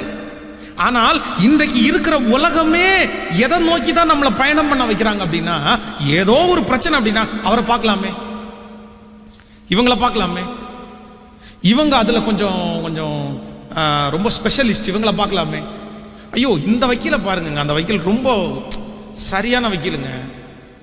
நமக்கு அந்த பொறுமையா இருக்கிறது, ஆண்டவருடைய கையில போய் விழுந்து, ஆண்டவரே நீங்க செய்யுங்க, ஆண்டவரே நீங்க பண்ணுங்க, ஆண்டவரே நான் அமைதியா தான் இருக்க போறேன், கர்த்தர் எனக்காக யுத்தம் பண்ணுவார். நம்ம என்ன இருக்கணுமாமா? இன்று கர்த்தர் உங்களுக்காக யுத்தம் பண்ணுவார், நீங்கள் சும்மா இருப்பீர்கள். நம்ம அதை மட்டும் முடியவே முடியாது. ஆண்டவருடைய கரத்துல மட்டும் விழவே மாட்டோம். வேற எங்க வேணாலும் விழுவோம், பணத்துல விழுவோம், ஆட்கள்ல விழுவோம், போலீஸ்காரர்கிட்ட விழுவோம், வக்கீல்கிட்ட விழுவோம், அரசியல்வாதிகள்கிட்ட விழுவோம், பக்கத்து வீட்டுக்காரங்கள்ட்ட விழுவோம், பாஸ்டர்கிட்ட விழுவோம், டாக்டர்கிட்ட விழுவோம். எல்லாம் ஒரு பிரச்சனைன்னு வரும்போது எங்க வேணாலும் விழுவோம். ஆனா எங்க விழ நமக்கு தெரியாது அப்படின்னா கர்த்தர் சமூகத்துல விழ தெரியாது. கடந்த சில நாட்களுக்கு முன்பாக ஒரு ரொம்ப அழகான ஒரு சாட்சி ஒரு சிஸ்டர் சொன்னாங்க. நம்ம திருச்சபைக்கு வருகிறதாங்க, அவங்க 2 கண்ணும் அவங்களுக்கு தெரியாது. அவருடைய கணவனாருக்கு திடீர்னு கோவிட் பாசிட்டிவ் ஆகி ஆக்சிஜன் லெவல் 80 போயிருச்சு, 80 போயிருச்சு. நானும் ஒவ்வொரு ஹாஸ்பிட்டலுக்காக ஃபோன் பண்ணி கேட்டுட்டே இருக்கிறேன், இந்த மாதிரி எப்படியாவது நீங்கள் இடம் கொடுங்கன்னு கேட்குறேன். எங்கேயுமே இடம் கிடைக்கல. அப்புறம் அவங்க ஏற்கனவே அட்மிட் பண்ணியிருந்தது சின்ன ஹாஸ்பிட்டல், அந்த ஹாஸ்பிட்டல்லேருந்து இங்கே முடியாது, தயவு செய்து கூட்டிகிட்டு போயிருங்க அப்படின்னாங்க. அங்கே இருந்து ஆம்புலன்ஸ் வச்சு, ஆம்புலன்ஸு ஒரு ஹாஸ்பிட்டலுக்கு முன்னாடி நிற்கிது. அந்த ஹாஸ்பிட்டலில் அவ்வளோ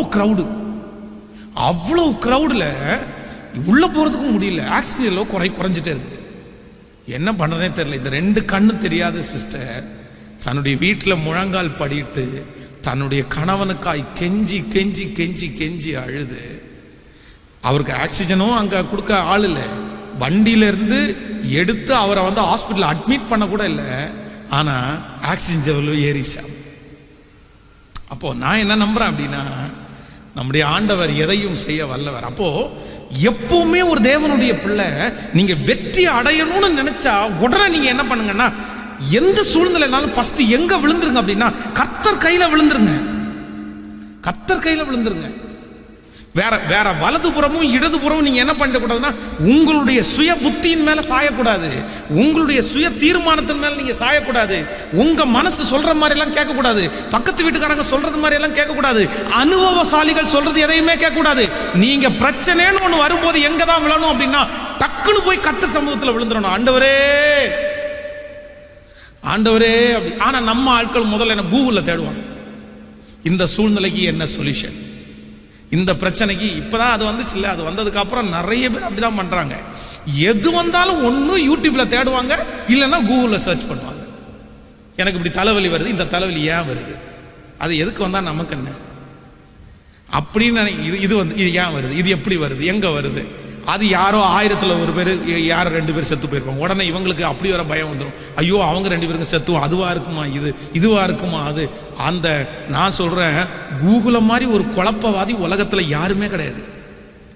ஹலோ, கூகுள் மாதிரி ஒரு குழப்பவாதி உலகத்துல யாருமே கிடையாது. அது குழப்பி விடும் பாருங்க. இன்றைக்கு பாருங்க, இந்த யூடியூப் பாருங்க, அந்த யூடியூப்பை பார்த்தா எல்லாம் உண்மையா நான் நினைக்கிறீங்க. அவங்க வியூவர்ஸுக்காக அவங்க என்னமோ எடுத்து போடுறாங்க, போட்ட உடனே நம்ம எல்லாரும் நம்பிட்டு அதை பார்த்துட்டு அதுல பயப்பட்டுட்டு. இல்லை, நான் என்ன சொல்றேன் அப்படின்னா, நம்ம வாழ்க்கையில தேடல்னு ஒண்ணு ஃபர்ஸ்ட் எதிர்க்கணும்னா, ஆண்டவரே என் சூழ்நிலைக்கு உண்மையே தேடுவேன். ஹல்லேலூயா. ஆண்டவர் சொல்றாரு, கர்த்தருடைய புஸ்தகத்தை தேடி வாசியுங்கள், இவைகளில் ஒன்றும் குறையாது, அவைகளில் ஒன்றும் ஜோடி இல்லாதிராது. அவருடைய வாய் அதை சொல்லிட்டு அவருடைய ஆவி அதை சேர்க்கும். அப்ப ஆண்டவர் என்ன சொல்றாரு அப்படின்னா, உனக்கு ஏதோ ஒரு பிரச்சனைனா எதை தேடி வாசி, சொல்யூஷனுக்கு எங்க தான் போகணுமாமா. உடனே கர்த்தர் சமூகத்தில் விழுந்த, ஆண்டவரே இதுக்கு என்ன ஆண்டவரே அர்த்தம், நீங்க என்ன ஆண்டவரே சொல்றீங்க, இந்த சூழ்நிலையில் யாராவது ஒரு பரிசுத்தவான் கடந்து வந்திருக்கிறாராப்பா, கடந்து வந்த அந்த மனுஷன் என்னப்பா செஞ்சாரு. உடனே பைபிளை தேடி எடுறா, அந்த மனுஷன் எடுறா, இந்த மனுஷன் எடுறா, நெகேமியாவை எடுறா அப்படின்னு நம்ம மனசு தேடணுமே தவிர எதை தேடிடக்கூடாது, கூகுளையும் யூடியூபையும். சொல்லுங்க, இல்ல பக்கத்து வீட்டுக்காரரையும் ஏத்த வீட்டுக்காரரையும் தேடக்கூடாது. நான் யாரையும் குற்றப்படுத்தல, பொதுவாகவே நம்முடைய மனசு எப்படிதான் மாறிடுச்சு. இப்போ உங்களுக்கு ஒரு கண்ணு ஒரு திடீர்னு ஒரு மங்கல் ஆகுதுன்னு வைங்களேன், லைட்டா அப்படி. உடனே இதுக்கு முன்னாடி யாரோ ஒருத்தர் உங்களுக்கு மங்கல் ஆனவங்க உங்கள்ட்ட சொல்லிப்பாங்க, இந்த மாதிரி கண்ணு அடிக்கடி மங்கல் ஆகுது அப்படின்னு ஒரு வருஷத்துக்கு முன்னாடி சொல்லியிருந்தாங்கன்னு வைங்களேன்.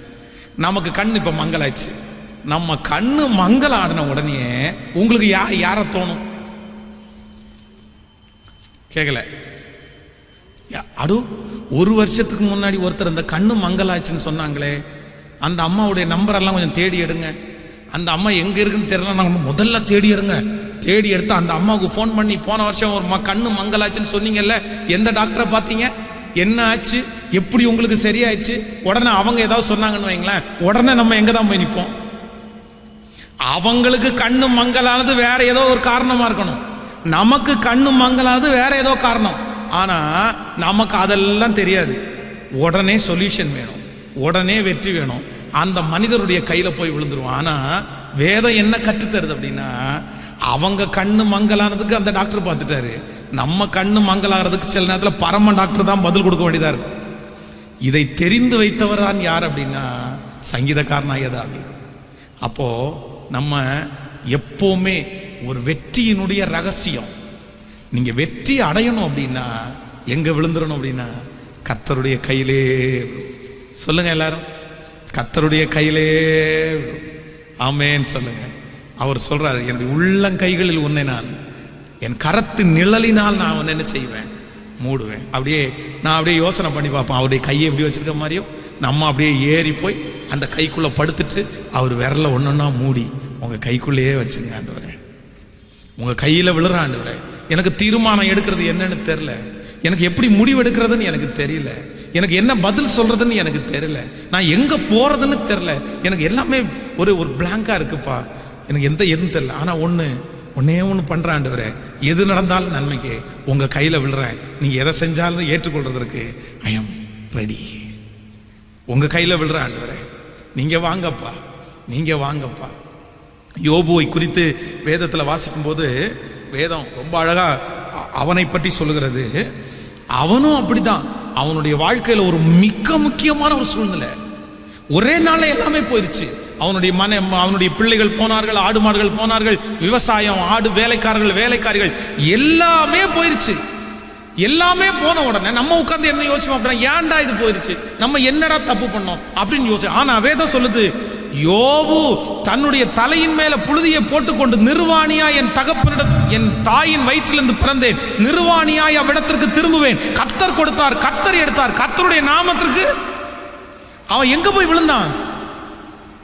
கர்த்தர் சமூகத்துல போய் விழுந்துட்டான். ஆனா அவங்க மனைவி ஒரு சொல்யூஷன் கொடுக்குறாங்க, நீர் இன்னும் உம்முடைய உத்தமத்தில் உறுதியாய் தரித்திருப்பீரோ, தேவனை தூஷித்து ஜீவனை விடும். அப்படின்னா இப்ப நீ கடந்து போகிற இந்த பிரச்சனைக்கு ஒரே ஒரு சொல்யூஷன் மட்டும்தான் இருக்குது, ஒரே ஒரு பதில் தான் இருக்குது. என்ன பதில் அப்படின்னா, செத்துறா, நீ பேசாம செத்துரு, அப்பதான் இந்த பிரச்சனை முடியும், நீ செத்தாதான் பிரச்சனை முடியும் அப்படின்னு அவங்க மனைவி பின்னாடி இருந்து அப்படியே குத்தி பேசுறாங்க.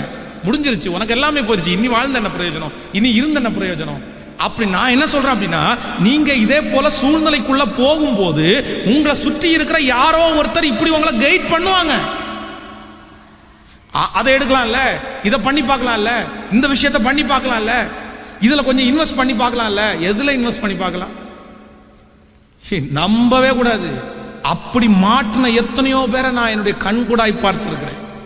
வேலை போயிருச்சு, வேலை போனோன்னா அந்த வேலையை முடிச்சுட்டு ஒரு 1 லட்சம் ரூபா கையில் இருக்குது சார், 1 லேக் கையில் வச்சிருக்கீங்களா சார், வேலை தான் போச்சு இல்லை சார், உங்களுக்கு மாதம் வீட்டில் உட்காந்து சம்பாதிக்கிறதுக்கு நான் ஒரு வழி பண்ணி தரேன் அப்படின்னு சொல்லி அந்த 1 லட்சம் ரூபாயை கொண்டு போய் ஷேர் மார்க்கெட்டு, அந்த ஷேர் மார்க்கெட்டில் 1 லேக் போடுங்க சார், மாதம் அதில் ஒரு 25-30,000 வரும் அப்படின்னு சொல்லி அவரை பிரெயின் வாஷ் பண்ணி அதில் போட வச்சு இன்னைக்கு கிட்டத்தட்ட 40 லட்சம் ரூபாய்க்கு கடனாளியாக இருக்கிறார். 2.5 வருஷத்தில் 40 லட்சம் ரூபாய்க்கு அவர் கடனாளி. அப்போ இன்னொரு மனுஷன் அந்த சொல்யூஷனை கொடுத்து பிரச்சனைன்னு ஒரு வரும்போது கத்த சமூகத்தில் வராம மனுஷன் சொல்றதை கேட்டு போனதுனால இன்னைக்கு ஒரு பெரிய கடன்காரராய் மாற்றப்பட்டார். அதனால ஆண்டவருடைய பிள்ளைகளே, உங்களை மிகவும் தாழ்மையாய் நான் கேட்கிறேன், உங்களுடைய வாழ்க்கையிலே பிரச்சனை என்று ஒன்று வரும்போது நீங்கள் அக்கம் பக்கம் அந்த பக்கம் இந்த பக்கம் சாயாம கர்த்தர் சமூகத்தில் விழுந்துருங்க. தூக்குனாலும் நீங்க தான் தூக்கணும், அழிச்சாலும் நீங்க தான் அழிக்கணும் அப்படின்னு கர்த்தர் கையில போய் விழுங்க. நான் சொல்றேன், அவர் அழிக்க மாட்டார், அவர் தூக்கி தான் நிறுத்துவார். அவர் உங்களை கீழே தள்ள மாட்டார், அவர் நம்மளை அலங்கரிப்பார், அவர் நம்மளை மேன்மையான இடத்துல தான் வைப்பார். அவருடைய கரத்தில் விழுந்த ஒருவரும் வெட்கப்பட்டு போனது இல்லை, அவருடைய கரத்தில் விழுற ஒருத்தரும் வெட்கப்பட்டு போக போறதும் இல்லை. அவர் தூக்கி எடுக்க வல்லவரா இருக்கிறார். ஆமேன் சொல்லுங்கள். அவர் கைவிட்டுருவாரா? அவரால் முடியாது ஏதாவது இருக்குதா? அவரால் முடியாது எதுவும் இல்லை. அதனால இன்னைக்கு இந்த உபவாச ஜெபத்துல எல்லாரும் சொல்ல வேண்டிய வார்த்தையா தான், ஆண்டவரே உம்முடைய கரத்திலே நாங்கள் விழுகிறோம். எனக்கு என்ன எதுவும் தெரியாதுப்பா, எனக்கு எதுவும் தெரியாதுப்பா, உங்க கையில விழுறோம்ப்பா, உங்க கையில விழுறோம். நாங்க என்னங்க பதில் சொல்லாமலே இருக்கிறீங்க?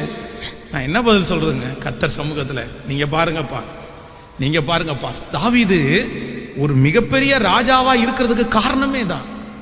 நீங்கள் பேதுருவை எடுத்து வாசித்து பாருங்கள். பேதுரு தப்பு பண்ணியாச்சு, அங்க போய் அவரை சபிக்கவும் சத்தியம் பண்ணவும் தொடங்கிட்டான். சேவல் கூச்சு, சேவல் கூன உடனே இவர் மறுதளிச்சிட்டா அப்படின்னு தெரிஞ்சிருச்சு. பக்கத்தில் இருக்கிறவங்க எல்லாம் சொல்லியாச்சு, அவ்வளோதான்டா போச்சுட்டா, ஏற்கனவே ஒருத்தன் ஆண்டவரை காட்டி கொடுத்து தூக்கு மாட்டி சாகிறதுக்கு போயிட்டான், உனக்கும் அதான் முடிஞ்சு அப்படின்னு எத்தனையோ தாட்டுகள் வந்த போதிலும் இந்த பேதுரு ஒன்ன நினைச்சிட்டான், இல்லை இல்லை நம்ம தப்பன்ட்டோம், நம்ம ஆண்டவருக்கு விரோதமா பாவம் பண்ணிட்டோம், ஆனா இதிலிருந்து நம்மளை தூக்கி எடுக்கிறதுக்கு ஒரே ஒரு இடம் தான் இருக்குது. அது எங்க தான்? தேவ ஆலயம்னு மனசுல நினைச்ச உடனே ஸ்ட்ரெயிட்டா தேவாலயத்துக்கு ஓடிட்டான்.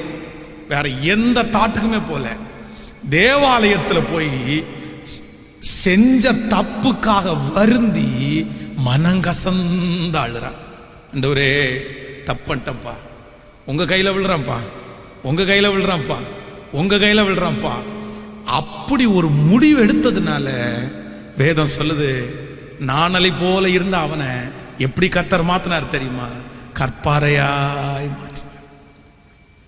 பிரதர், நீங்க தப்பு பண்ணிட்டீங்க. சிஸ்டர், நீங்க தப்பு பண்ணிட்டீங்க. தாய் தகப்பன் தப்பு பண்ணியாச்சு. இந்த தப்புக்கு சொல்யூஷன் வேற எங்கேயுமே தேட முடியாது, வேற யாரிடத்திலும் தேட முடியாது. நான் சொல்றேன், தகப்பன் பிள்ளை பன்றிக்கு கிடைக்கிற தவிடு கூட தனக்கு கிடைக்காத உடனே தெரிஞ்ச உடனே நான் என் தகப்பனிடத்திற்கு போவேன். தகப்பனை பார்த்து, தகப்பனை உமக்கு விரதமாகவும் பரத்துக்கு விரதமாகவும் நான் பாவம் செய்தேன், இனி உம்முடைய பிள்ளை என்று சொல்லுகிறதற்கு எனக்கு என்ன இல்லை, உம்முடைய வேலைக்காரர்கள் ஒருவனாக வைத்துக் கொள்ளும் அப்படின்னு சொல்லி என் தகப்பனிடத்திற்கு போவேன்னு பிள்ளை ஒரு தீர்மானம் எடுத்தான். அந்த பிள்ளை அதுக்கு முன்னாடி எத்தனையோ தீர்மானம் எடுத்து தோற்று போயிட்டான். ஆனா அப்பாட்ட வரணும்னு சொல்லி அப்பாட்ட வந்து நின்னதுக்கு பிறகு அவன் தோற்று போனானா? சொல்லுங்க, தோற்று போனானா? ஃபர்ஸ்ட் ஒரு இடத்துல தோற்று போனா, அங்க இருந்து இங்க தாவுனா, இங்கேயும் தோற்று போனா, இங்க இருந்து இன்னொருத்துக்கு தாவுனா, தோற்று போனா. கடைசியில் எல்லாவற்றையும் இழந்ததுக்கு அப்புறம் ஒரே ஒரு முடிவு எடுக்கிறான், இனி நான் எங்க தான் போவேன்? எங்க அப்பாட்ட போவேன். ஆனா அப்பாட்ட போனதுக்கு அப்புறம் துக்க சத்தம் கேட்கல, என்ன சத்தம் தான் கேட்டுச்சு? நான் இன்றைக்கு இந்த உபவாச ஜெபத்தில் தீர்க்க தரிசனமாய் சொல்லுகிறேன், பிரதர் சிஸ்டர், ஒரு காரியத்தினுடைய தோல்விக்காக இங்கே போனீங்க, அங்கேயும் தோற்று போனீங்க, இந்த பக்கத்தில் திரும்பினீங்க, அங்கேயும் தோற்று போனீங்க, நாலாபுரத்திலும் தோற்று போனீங்க. ஆனால் நான் கர்த்தருடைய சமூகத்தில் சொல்கிறேன், தோற்று போகக்கூடாத ஒரு இடம் இருக்குது, உங்களை அழிக்காத ஒரு இடம் இருக்குது, உங்களை கை தூக்கி விடுகிற ஒரு இடம் இருக்குது. இந்த எல்லாவற்றையும் விட்டுட்டு தகப்பனிடத்திற்கு ஓடி போய், ஆண்டவரிடத்திற்கு ஓடி போய், என்ன தூக்குங்கப்பா, என்ன நிறுத்துங்கப்பா, என்ன மீண்டும் அலங்கரிங்கப்பா, என்ன மீண்டும் தலை நிமிர செய்யுங்கப்பா, என்ன உயர்த்துறதுக்கு உங்களால மட்டும்தான் ஆகும், உங்களுடைய கரத்துல நான் விழுறேன்னு சொல்லி அவருடைய கரத்திலே விழுவோமே. ஆனால் நான் நம்புறேன், எவரையும் மேன்மைப்படுத்தவும் பலப்படுத்தவும் அவருடைய கரத்தினாலே ஆகும். எவரையும் மேன்மைப்படுத்தவும் பலப்படுத்தவும் அவருடைய கரத்தினாலே ஆகும். அவர் ஒருவரையும் தள்ளாதவர், அவர் ஒருவரையும் புறக்கணியாதவர். ஓ, தம்மை நோக்கி கூப்பிடுகிற யாவருக்கும் அவர் சமீபமானவராய், அவர் சமீபமானவராயிருக்கிறார், அவர் சமீபமானவராயிருக்கிறார், அவர் சமீபமானவராயிருக்கிறார். ஒரே இந்த உபவாச ஜெபத்தில் ஒரு கிருபையை கொடுங்க. அது என்ன கிருபைன்னா, உங்க கையில விழணும் ஆண்டவரே, உங்க கையில விழணும் ஆண்டவரே. சிஸ்டர் விழுந்துருங்க, சிஸ்டர் பிரதர் விழுந்துருங்க, பிரதர் அம்மா விழுந்துருங்க, கர்த்தர் கையில விழுந்துருங்க. உன் பிள்ளைக்காய் கர்த்தருடைய கையில விழுந்துரு, உன் குடும்பத்திற்காய் கர்த்தருடைய கையில விழுந்துரு, உன் வியாபாரத்திற்காய் கர்த்தருடைய கையில விழுந்துரு, உன் வருமானத்திற்காய் கர்த்தருடைய கையில விழுந்துரு. இயேசுவே, உங்க கையில விழுறேன் சொல்லு, உங்க கையில விழுறேன். எனக்கு போக்கிடம் இல்லப்பா, எனக்கு பதில் சொல்ற இடம் இல்லப்பா. கர்த்தர் கையில, உங்க கையில விழுறேன், உங்க கையில விழுறேன். தள்ளுனாலும் நீங்க தள்ளுங்க, வச்சாலும் நீங்க வச்சிருங்க ஆண்டவரே, உங்க கையில விழுறேன், உங்க கையில விழுறேன் ஆண்டவரே, உங்க கையில விழுறேன் ஆண்டவரே. வருத்தப்பட்டு பாரம் சுமக்கிறவர்களே, நீங்கள் எல்லாரும் என்னிடத்தில் வாருங்கள், நான் உங்களுக்கு இளைப்பாறுதல் தருவேன் என்று சொன்னார்ல. அவருடைய கையில விழுறதுக்கு மட்டும்தான் தாமதம், அவருடைய கையில விழுறதுக்கு மட்டும்தான் இத்தனை யோசனை, அவருடைய கையில விடுறதுக்கு மட்டும்தான் தடை. இன்றைக்கு இந்த உபவாச ஜெபத்தில் எல்லாம் மாறட்டும். ஹல்லேலூயா. 100க்கு 100 உம்மையே நான் நம்புவேன், அற்புதம் செய்திடுங்க, அதிசயம் நடத்திடுங்க. 100க்கு 100 உம்மையே நான் நம்புவேன், அற்புதம் செய்திடுங்க, அதிசயம் நடத்திடுங்க. மனிதர்கள் முன்பாக தலைகுனிந்து போகாமல் உதவி செஞ்சிடுங்க, உயர்த்தி வச்சிடுங்க. மனிதர்கள் முன்பாக தலைகுனிந்து போகாமல் உதவி செஞ்சிடுங்க, உயர்த்தி. இப்ப கைய மேல தட்டி சொல்லுவோம், உம்மைதான் நான் நம்பி இருக்கேன், அற்புதங்கள் எனக்கு செய்யுங்கப்பா. உங்களை தான் நான் நம்பி இருக்கேன், உங்களை நான் நம்பி இருக்கேன், எனக்கு செய்யுங்கப்பா. என் நம்பிக்கையே உமக்கு ஸ்தோத்திரம், என் புகலிடமே உமக்கு ஸ்தோத்திரம். என் நம்பிக்கையே உமக்கு ஸ்தோத்திரம், என் புகலிடமே உமக்கு ஸ்தோத்திரம்.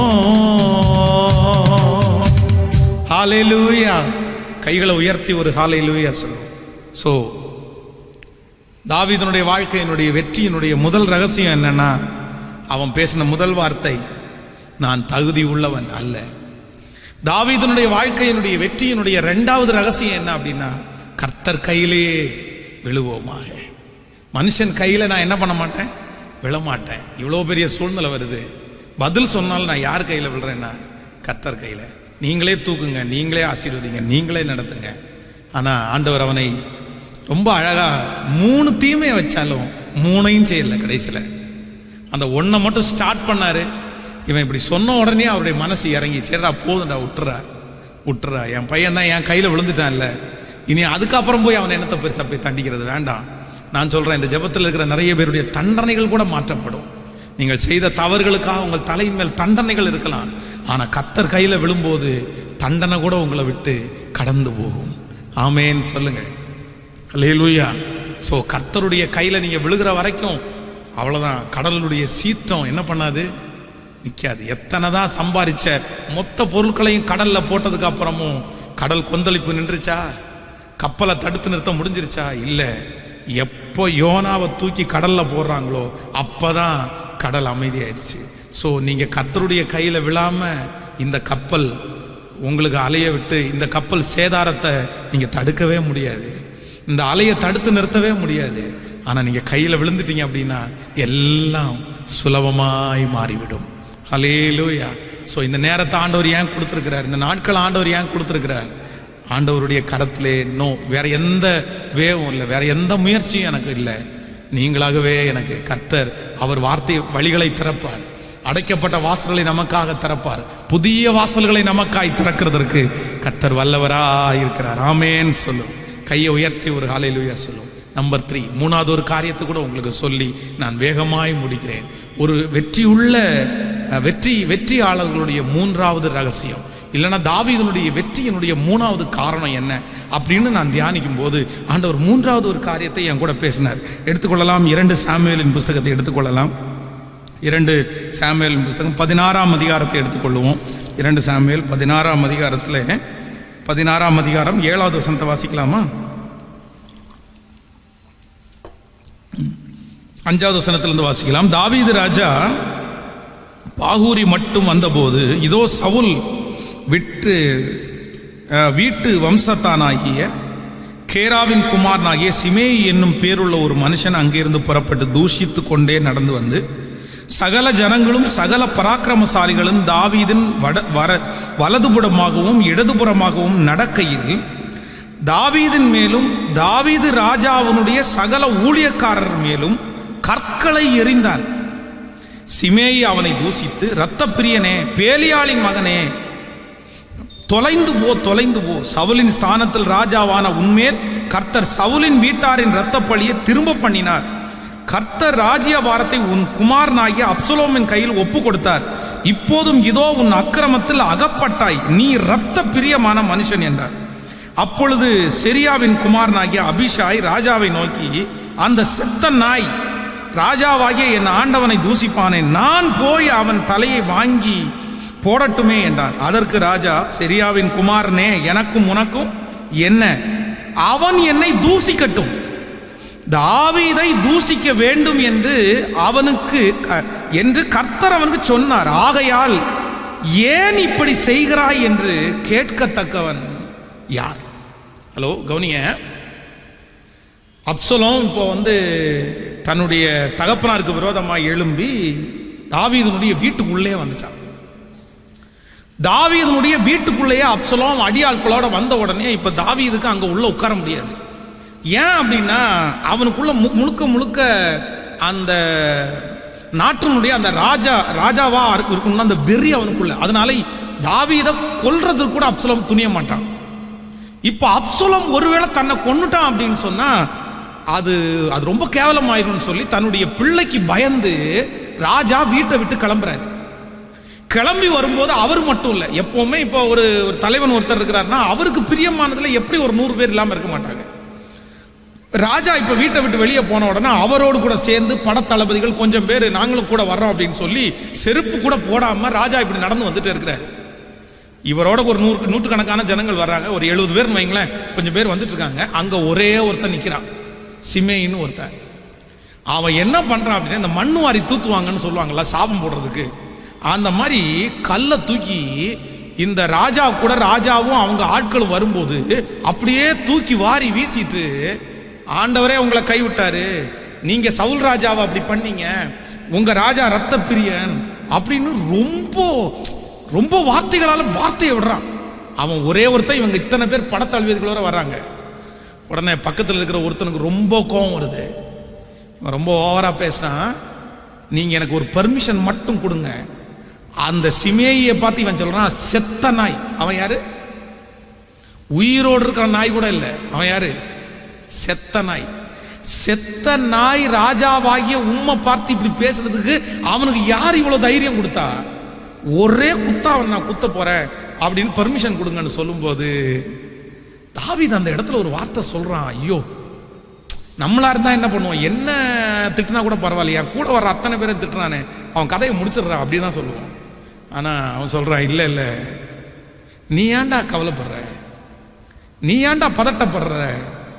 தாவீதை தூசிக்கணும்னு அவனுக்கு நான் அனுமதி கொடுக்கல. யார் அனுமதி கொடுத்திருக்கிறா? கர்த்தர் அனுமதி கொடுத்திருக்கிறாரு. அதனால சிமேயை யாரு பார்த்துக்கட்டும்? கர்த்தரே பார்த்துக்கட்டும். வெற்றியுள்ள ஒரு மனுஷன் இல்ல, வெற்றி அடையணும் அப்படின்னு ஒரு மனுஷன் நினைச்சிட்டா அப்படின்னா, நான் சொல்றேன், தாவீதினிடத்துல இருந்த ஒரு மிகப்பெரிய ரகசியம் என்ன அப்படின்னா, அவன் மனசுல சிலரை நம்ம எதுவுமே பண்ணக்கூடாதுன்றதுல அவன் ரொம்ப கவனம் உள்ளவனா இருந்தான். ஒன்று நினைத்துக் கொள்ளுங்கள், சிலரை நாம் தண்டிக்க முடியாது, சிலருக்கு நாம் பதில் சொல்ல முடியாது. அத ஒரு தேவன், அவர்களை கர்த்தர் மட்டும்தான் தண்டிக்கணும், அவர்களுக்கு கர்த்தர் மட்டும்தான் பதில் செய்யணும். ஆனா நம்ம பதில் செய்யணும்னு போயிட்டோம்னா நம்ம என்ன பண்ணிடுவோம்னா அந்த இடத்துல சிக்கிடுவோம். இது மட்டுமல்ல, தாவீதிற்கு விரோதமாய் சவுல் ராஜு ஒரு விசை அல்ல, பல விசை அவனை கொல்றதற்காக போறான். இப்ப கொல்றதுக்கு ஆப்பர்ச்சுனிட்டி கிடைச்சிருச்சு. ஒரே குகைக்குள்ள இருக்கிறாங்க, அவன் பின்னாடி இருக்கிறான், முன்னாடி இருக்கிறான், இவன் கையில பட்டயம் இல்லை, எதுவுமே இல்லை. இப்ப எல்லாரும் பின்னாடி இருந்து சொல்றாங்க, இத்தனை நாள் இவரால தானே பாடுபட்டீங்க, இத்தனை வருஷம் இவர் தானே உங்களை துரத்திட்டு இருக்கிறாரு, இப்ப ஆண்டவரே அவரை உங்க கையில கொடுத்திருக்கிறாரு, பக்கத்துல பட்டயம் இருக்கு, எடுத்து ஒரே வெட்டா வெட்டிடும் அப்படின்னா. ஆனா அவனுடைய வஸ்திரத்தினுடைய ஓரத்தை, அந்த தொங்கலை அறுத்து கொண்டது நிமித்தம் தாவீதுனுடைய இருதயம் படபடன்னு அடிச்சிருச்சாமா. வெளியே வந்து தான் கூட இருக்கிறவங்கள்ட்ட சொல்றான், இல்ல இல்ல, கர்த்தர் அபிஷேகம் பண்ணின ராஜாவை நான் என்ன பண்ண மாட்டேன். ஒன்னு யுத்தத்தில் அவர் மடிஞ்சு போகட்டும், இல்ல அப்படின்னா கர்த்தரா அவரை எடுத்துக்கட்டும், நான் தொட மாட்டேன், ஆண்டவரே செய்யட்டும். இது ஏன் வேலை, இது ஏன் வேலை. இன்றைக்கு இந்த உபவாச ஜெபத்தில் இருக்கிற யாரோ ஒருத்தரிடத்துல ஆண்டவர் பேசுறாரு, சில யுத்தம் உன்னுடையது அல்ல, மாம்சத்தோடும் இரத்தத்தோடும் உங்களுக்கு யுத்தம், அந்தகார லோகாதிபதிகளோடும் துரைத்தனங்களோடும் உங்களுக்கு யுத்தம் உண்டு. யுத்தத்தை நம்ம கையில எடுக்கக்கூடாது, நம்ம பழிக்கு பழி வாங்குறதுக்கு துடிக்க கூடாது, நமக்குள்ள ஆதங்கம் எழும்பக்கூடாது. என்னை இப்படி பண்ணினானே, என்னை இப்படி செஞ்சானே, என் பேரை இப்படி கெடுத்துட்டானே, என்னை இப்படி வெட்கப்படுத்திட்டானே, என் பேரை எல்லா பக்கத்துலையும் அசிங்கப்படுத்தி வந்துங்க, நான் ஏதாவது இவனுக்கு பண்ணணும், இவன் பேரை நான் கெடுக்கணும், இவன் அப்படி பண்ணணும். அப்படிப்பட்ட எண்ணங்கள் ஒருவேளை உங்களுக்குள்ளே இருக்குமானால் ஒன்று நினைத்துக் கொள்ளுங்கள், வெற்றியாளனுடைய வெற்றியினுடைய ரகசியம் என்ன அப்படின்னா, சில காரியத்தை அவன் பதில் செய்யக்கூடாது, யாருதான் அவங்களுக்கு பதில் செய்யணும் சொல்லுங்க? கர்த்தர் தான் உங்களை தூண்டுவாங்க, உங்களை சீண்டுவாங்க. செய்யுங்க சார், உங்களுக்கு தான் பலன் இருக்குல்ல, உங்களுக்கு தான் பணம் இருக்குல்ல, உங்களுக்கு தான் ஆள் பலம் இருக்குல்ல, நீங்க கேட்கலன்னா எப்படி, நீங்க தட்டி கேட்கலன்னா எப்படி? அவன் பெரிய ஆள் ஆயிடுவான்ல. நான் சொல்றேன், அவன் பெரிய ஆள் ஆகட்டும், தப்பு இல்லை. ஆனா ஆண்டவர் பண்ண வேண்டிய யுத்தத்தை நீங்க பண்ணுனீங்கன்னா ஜெயிச்சிருவீங்களா தோத்துருவீங்களா சொல்லுங்க? ஜெயிக்க மாட்டீங்க, ஜெயிக்க மாட்டீங்க. நீங்கள் அமர்ந்திருந்து நானே தேவன் என்று கர்த்தர் செய்கிறத அவர் கையில கொடுத்துடணும். பழி வாங்குதல் எனக்குரியது, கர்த்தருக்குரியது, அது நமக்குரியது இல்லை. நம்ம கையில கர்த்தர் அதை கொடுக்கல. நமக்கு விரோதமாய் எழும்புகிற எல்லா ஆயுதங்களையும் கர்த்தர் பார்த்திருக்கிறார்னா ஆண்டவர் பார்க்கிறார், ஆண்டவர் பார்த்திருக்கிறார். எத்தனை நம்முடைய திருச்சபைக்கு விரோதமாய் எத்தனை, எனக்கு விரோதமாய் எத்தனை. ஆனா இன்னைக்கு வரைக்கும் பலிபீடத்துல இருந்து கர்த்தர் சமூகத்திலிருந்து சொல்றேன், ஆண்டவரை பார்த்து நான் சொன்ன ஒரே வார்த்தை, ஆண்டவரே அவன் என்னதான் பண்ணாலும் நீங்க அவனுக்கு என்ன செய்யணுமோ செஞ்சிருங்க, நான் ஒன்றும் செய்ய மாட்டேன், நான் எதுவும் பண்ண மாட்டேன், நான் எதுவும் பண்ண மாட்டேன், நான் அவனோட வழக்காட போக மாட்டேன், நான் அவனோட சண்டை போட போக மாட்டேன், நான் அவனோட யுத்தம் பண்ண போக மாட்டேன், நான் அவனுடைய பேரை கெடுக்கணும்னு நினைக்க மாட்டேன். நீங்க என்ன பண்ணணுமோ பண்ணுங்க. ஆனா நான் நம்புறேன், இது வரைக்கும் நம்ம பண்ணுனா கூட கொஞ்சம் தான் பண்ணியிருப்போம். ஆனா அவர் பண்ணுனா இனி எதிரியையும் தேடியும் காணாதிருக்கிற அளவிற்கு கர்த்தர் ஒரே அடியா முடிச்சு போடுவார். ஹல்லேலூயா. நான் சொல்றேன், உங்களுக்கு விரோதமா எழும்புகிற மனிதர்கள் மத்தியில நீங்க செஞ்சா என்ன பண்ண போறீங்க? நீங்க என்ன ஒரு இடத்துல ஒரு பேரை கெடுத்துருவீங்களா முடிஞ்ச வரைக்கும்? ஆனா நான் நம்புறேன், கர்த்தர் கையில விட்டுருங்க. அவர் என்ன பண்ணுவார் தெரியுமா? அவன் கண்ணுக்கு முன்னாடியே 10 பேர் உங்களை பெருமையா பேசுற அளவுக்கு கர்த்தர் உங்களை அவர்களுக்கு கண்களுக்கு முன்பாகவே அலங்கரிப்பார். அப்ப அந்த மனுஷன் வெட்கப்பட்டு போவான், அந்த மனுஷன் அப்படியே முகத்தை தொங்க போட்டு போவான். சே, இப்படியெல்லாம் பண்ணோமே, இன்னைக்கு கடவுள் நம்ம காது கேட்கவே அவனை புகழ்த்துறாங்களே அப்படின்னு சொல்லுவாங்க. ஸோ இந்த தாவீதினுடைய வெற்றியினுடைய 3வது ரகசியம் என்ன அப்படின்னா, தனக்கு திறமை இருக்கிறது, தனக்கு ஆள்பலம் இருக்கிறது, தனக்கு தண்டிக்கக்கூடிய சகல உரிமை இருந்த போதிலும் தான் யாரையும் தண்டிக்கல, தான் யாருக்கும் பனிஷ்மெண்ட் கொடுக்கல. அதை யார் கையில கொடுத்தான் அப்படின்னா கர்த்தர் கையிலேயே கொடுத்துட்டான். ஆண்டவரே கர்த்தரே செய்யட்டும் சொல்லுங்க பார்க்கலாம். எல்லாரும் இந்த வார்த்தையை சொல்லுங்க, ஆண்டவரே செய்யட்டும் சொல்லுங்க. எல்லாரும் சொல்லுங்க, நீங்க செஞ்சிருங்க ஆண்டவரே, நீங்க செஞ்சிருங்க ஆண்டவரே. இந்த மனசு கர்த்தர் தான் நமக்கு தரணும். ஆனா நமக்குள்ள ஆதங்கம் எழும்பும், அப்படியே செஞ்சுட்டானே, இப்படி பண்ணிட்டானே, இப்படி பண்ணிட்டானே, இப்படி பண்ணிட்டானே, என் பேரை இப்படி கெடுத்துட்டானே, என்னை இப்படி எல்லாம் பேசிட்டானே, நமக்கு அப்படியே ஆதங்கம் எழும்பும். ஆனா உங்க மனசை பார்த்து நீங்க சொல்லுங்க, ஆண்டவரே செய்யட்டும்பா, கர்த்தரே செய்யட்டும்பா. நம்ம கை வைக்க போகக்கூடாது, நம்ம பதில் சொல்ல போகக்கூடாது, நம்ம அவர்களுக்கு விரோதமா எழும்ப போகக்கூடாது. நம்மளை போட்டு கொடுத்தா நம்ம அவங்கள போட்டு கொடுக்குவோம். நம்ம வேலை, அந்த வேலை சொல்லுங்க, எல்லாரும் சொல்லுங்க, அந்த வேலை உங்களுடையதா? யுத்தம் பண்ற வேலை நம்முடையதா? இல்ல, ஆண்டவர் சொல்ற வேடிக்கை மட்டும்தான் நம்ம பார்க்கணும். சொல்லுங்க, பக்கத்துல இருக்கிற கையை பிடிச்சு சொல்லுங்க, வேடிக்கை பார்க்கறது மட்டும்தான் உங்க வேலை. இந்த யுத்தம் நம்முடையதல்ல, இந்த யுத்தம் கர்த்தருடையது. இந்த யுத்தத்தை பண்ண போகிறவர் கர்த்தர். நம்ம என்ன பண்ணணும் அப்படின்னா வேடிக்கை பார்க்கணும், வேடிக்கை பார்க்கணும். சரி, கர்த்தர் நடத்துறதை நடத்தட்டும். ஆனா அதான் உலகத்தான் ஒரு பழமொழி சொல்லுவல்ல, தெய்வம் நின்று கொள்ளும் அப்படின்னு சொல்லுவார்ல. ஆண்டவர் சிலதை செய்யும் போது லேட்டா தான் செய்வார். நீங்க இன்னைக்கு ஸ்கூல்ல பாத்தீங்கன்னா அந்த காலில் மிதிப்பாங்க பாருங்களேன். ஒரு பையன் காலில் மிதிச்சான் அப்படின்னா உடனே இவனும் அடுத்த காலில் மிதிச்சிருவான். இவன் காலை மிதிச்சா அந்த ஸ்பாட்லயே அடுத்த அவனுக்கு காலை மிதிச்சிருவான். ஆனா நம்ம ஆண்டவர் அப்படி இல்லை, காலை மிதிச்ச உடனே அடுத்தெல்லாம் மிதிக்க மாட்டாரு. சரி, கொஞ்ச நாள் இரு, பொறுமையா இரு. நம்ம ஆனா என்ன நினைப்போம் தெரியுமா? நமக்கு காலில் மிதிச்ச உடனே அவனுக்கு என்ன பண்ணணும், இங்க நம்மளுக்கு ஒரு தப்பு பண்ணானா வெளியே போன உடனே அவனுக்கு ஒரு ஆபத்து வந்துடும் அப்படின்னு நினைக்கணும். ஆனா ஆண்டவர் அப்படி இல்லை, அவனுக்கு அடுத்த தண்டனை கொடுக்கும்போது அவனை ரட்சிச்சுப்பட்டு உள்ள எப்படியாவது கொண்டு வரலான்னு தான் பார்ப்பாரு. நான் நம்புறேன், நம்ம திருச்சபைக்கு விரதமா எத்தனையோ பேர் எழும்பியிருக்காங்க. அவங்களுக்கு எல்லாருக்கும் கர்த்தர் ஏன் டைம் கொடுத்து வச்சிருக்கிறாருன்னா, எல்லாரையும் உள்ள கொண்டு வர வேண்டியது இருக்குல்ல, எல்லாரையும் ரட்சிப்புகளை நடத்த வேண்டியது இருக்குல்ல. அன்னைக்கு ஆண்டவர் அழகா கொண்டு வந்து அவங்க ஆத்மாவையும் கர்த்தர் ரட்சித்து கர்த்தர் நடத்துவார். ஹல்லேலூயா. அதுதான் ஒரு மிகப்பெரிய சாட்சி. அதனால நம்ம எப்பவுமே அமைதியா இருக்க வேண்டியது என்னன்னா, ஆண்டவரே நீர் ஆண்டவரே செய்யட்டும், ஆண்டவரே செய்யட்டும். என் வாயினால நான் பேசக்கூடாதுப்பா, ஏன் செய்யினாலும் நான் செய்யக்கூடாதுப்பா. எனக்கு விரோதமாக எழும்புறவர்களுக்கு நீரே பதில் செய்யும், நீரே பதில் செய்யும். கையை மேலே உயர்த்தி சொல்லுங்க, ஆண்டவரே ஆண்டவரே செய்யட்டும். எனக்கு பலம் இருந்தாலும் எனக்கு திறமைகள் இருந்தாலும் சொல்லுங்க, நீங்களே செய்யுங்கப்பா,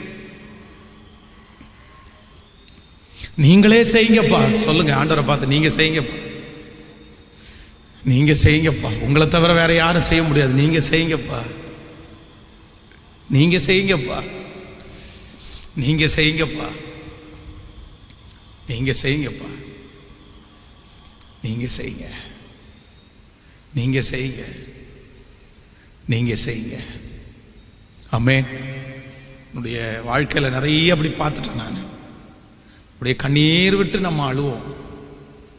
அவங்களுக்கு என்ன செய்யுது ஆண்டவர் அப்படின்னு யோசிப்போம். ஆனால் கண்ணுக்கு முன்னாடி நடக்கிறத பார்த்தா நமக்கே வேண்டாம் ஆண்டவரே. சில நேரத்தில் கர்த்தருடைய பிள்ளைகளுக்காய் கர்த்தர் வைராக்கியம் பாராட்ட ஆரம்பிச்சிட்டார் அப்படின்னா உங்களுக்கு எதிராக நிற்கிறவங்க நிற்கவே முடியாது. அதெல்லாம் கண்ணால் நான் பார்த்துறேன், நிற்கவே முடியாது. நம்ம அழுதோன்னா, நீங்கள் உண்மையாக ஆண்டவரோட நடந்து அழுதிங்கன்னா அதெல்லாம் கர்த்தர் தாங்கவே மாட்டார். உன்னை தொடுகிறவன் என் கண்மணியை தொடுகிறான், அப்படி பார்ப்பார் ஆண்டவர் நம்மளை. அதெல்லாம் வந்து நானும் நேருக்குனேன், அதெல்லாம் சொன்னால் ஆண்டவர் இப்படி செய்யவே கூடாது அப்படின்னு நினைப்போம். அப்படியெல்லாம் ஆண்டவர் செஞ்சுருக்கிறாரு. அப்போ தான் அவ்வளோ பிரச்சனை பண்ணிட்டு போவாங்க. ஆனால் ஆண்டவர் நம்ம கண்ணுக்கு முன்னாடியே அடிப்பார் பாருங்க. அவங்கள அடிக்கும்போது சே, இப்படி நமக்காக இவ்வளோ ஆண்டவர் எழும்புறாரு, இவ்வளோ எழும்புறாரு அப்படின்னு தோணும். நம்முடைய ஆண்டவர் அவ்வளோ நல்ல ஆண்டவர். ஆமேன்னு சொல்லுங்கள். அப்போ நம்பர் 3, மூணாவது, நீங்கள் ரொம்ப ஞாபகம் வச்சுக்கோங்க, உங்களுக்கு என்னதான் திறமைகள் இருந்தாலும், நீங்கள் செய்யக்கூடிய கெத்து உங்களுக்குள்ளே இருந்தாலும், சில காரியத்தை யார் தான் செய்யணும் அப்படின்னா கர்த்தர் தான் செய்யணும். ஆண்டவர் கையில் தான் நீங்கள் கொடுக்கணுமே தவிர நீங்களா உங்கள் திறமையினால் அதை செய்யணும் என்ன பண்ணக்கூடாது. இல்லை ஒரு வார்த்தை பேசிடலாமே கூட பேசக்கூடாது. அதை நமக்குரியதில்லை. நம்ம அந்த இடத்துல அமைதியாக இருக்கணும்னு தான் கர்த்தர் சொல்கிறாரு. இல்லை ரொம்ப ஓவராக போயிடுவாங்க பாஸ்டர், அது எதுக்கு உங்களுக்கு? போனால் போட்டுமே. கர்த்தர் அந்த கயிறை ஆண்டவர் விடுற வரைக்கும் தான் அந்த கயிறு நீளமாகும்.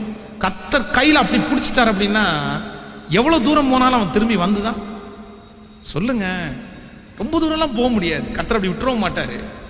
ரொம்ப தான் இப்போ நான் பேசாமல் இருக்கிறதுனால தான் பாஸ்டர் எல்லாம் போயிட்டு. இல்லை இல்லை இல்லை இல்லை இல்லை இல்லை, நீங்கள் பேசாமல் இருக்கிறதுனால அந்த மனுஷன் அந்த மனுஷி தலையெடுத்து ஆடுறாங்க அப்படின்னு நினைக்காதீங்க. கர்த்தர் அனுமதிச்சிருக்கிறனால தான் அந்த மனுஷன் அவ்வளோ தூரம் போகிறான்னு நினைங்க. நான் சொல்றது உங்களுக்கு புரியுதா? நான் பேசாம இருக்கிறதுனால தான் அவன் இவ்வளோ பேசுறான் அப்படின்னு நினைக்காதீங்க. கர்த்தர் அனுமதிச்சனால தான் அவன் அவ்வளோ பேசுறான் அப்படின்னு நினைங்க. நான் சொல்றது உங்களுக்கு புரியுதா உங்களுக்கு? ஆமே, அதனால தான் அவன் பேசுறான், இல்லைன்னா பேச மாட்டான். கர்த்தர் வாயை மூடிட்டாருன்னா அதுக்கப்புறம் திறக்கிறதுக்கு யாருக்கு வல்லம் இருக்குது? ஹல்லேலூயா. ஸோ இன்னைக்கு 3 காரியத்தை ஆண்டவர் பேசினார். தாவீதினுடைய வெற்றியினுடைய 3 ரகசியம். நம்பர் 1, முதலாவதாக அவனுடைய வெற்றியினுடைய முதல் ரகசியம் என்ன அப்படின்னா, நான் தகுதி அல்லவன் அல்ல அப்படின்ற வார்த்தை. நம்பர் 2, ரெண்டாவது அவனுடைய வெற்றியினுடைய 2வது ரகசியம் என்ன அப்படின்னா, உங்க கையிலேயே விழுறேன் அப்படின்ற வார்த்தை. 3வது தாவீதினுடைய வெற்றியினுடைய ரகசியம் என்னென்ன, ஆண்டவரே செய்யட்டும். இந்த 3 தான் அவன் ஒரு வெற்றி உள்ள தலைவனாக மாத்திருச்சு. இன்னைக்கு எத்தனை பேர் இந்த உபவாச ஜபத்தில் ஆசைப்படுறீங்க? நான் ஒரு இந்த செய்தியை தியானிக்கும் போது என் மனசு அப்படியே கொழுந்து விட்டு எரியுது. இந்த வசனத்தை பிரசங்கம் பண்ணும்போது என் இருதயம் கொழுந்து விட்டு எரியுது. சே, இந்த மாதிரி ஒரு வாழ்க்கை எனக்கு வராதா? இந்த வாழ்க்கை எனக்கு கிடைக்காதா? இந்த வசனத்தின்படி நான் நடக்க மாட்டேனா அப்படின்னு எனக்கு ஆசைப்படுறேன். எனக்கு கூட சேர்ந்து ஆசைப்படுறவங்க அப்படியே தேவ சமூகத்தில் எழும்பி நின்று கைகளை அப்படியே மேலே உயர்த்தி, கர்த்தாவே கர்த்தாவே, எங்கள் சூழ்நிலைகளை எல்லாம் மாற பண்ணுகிறவரே, உண்மையல்லாமல் வேறு யாருப்பா இருக்கா எங்களுக்கு? உங்களை தவிர வேற எங்களை யார் உயர்த்த முடியும் ஆண்டவரே?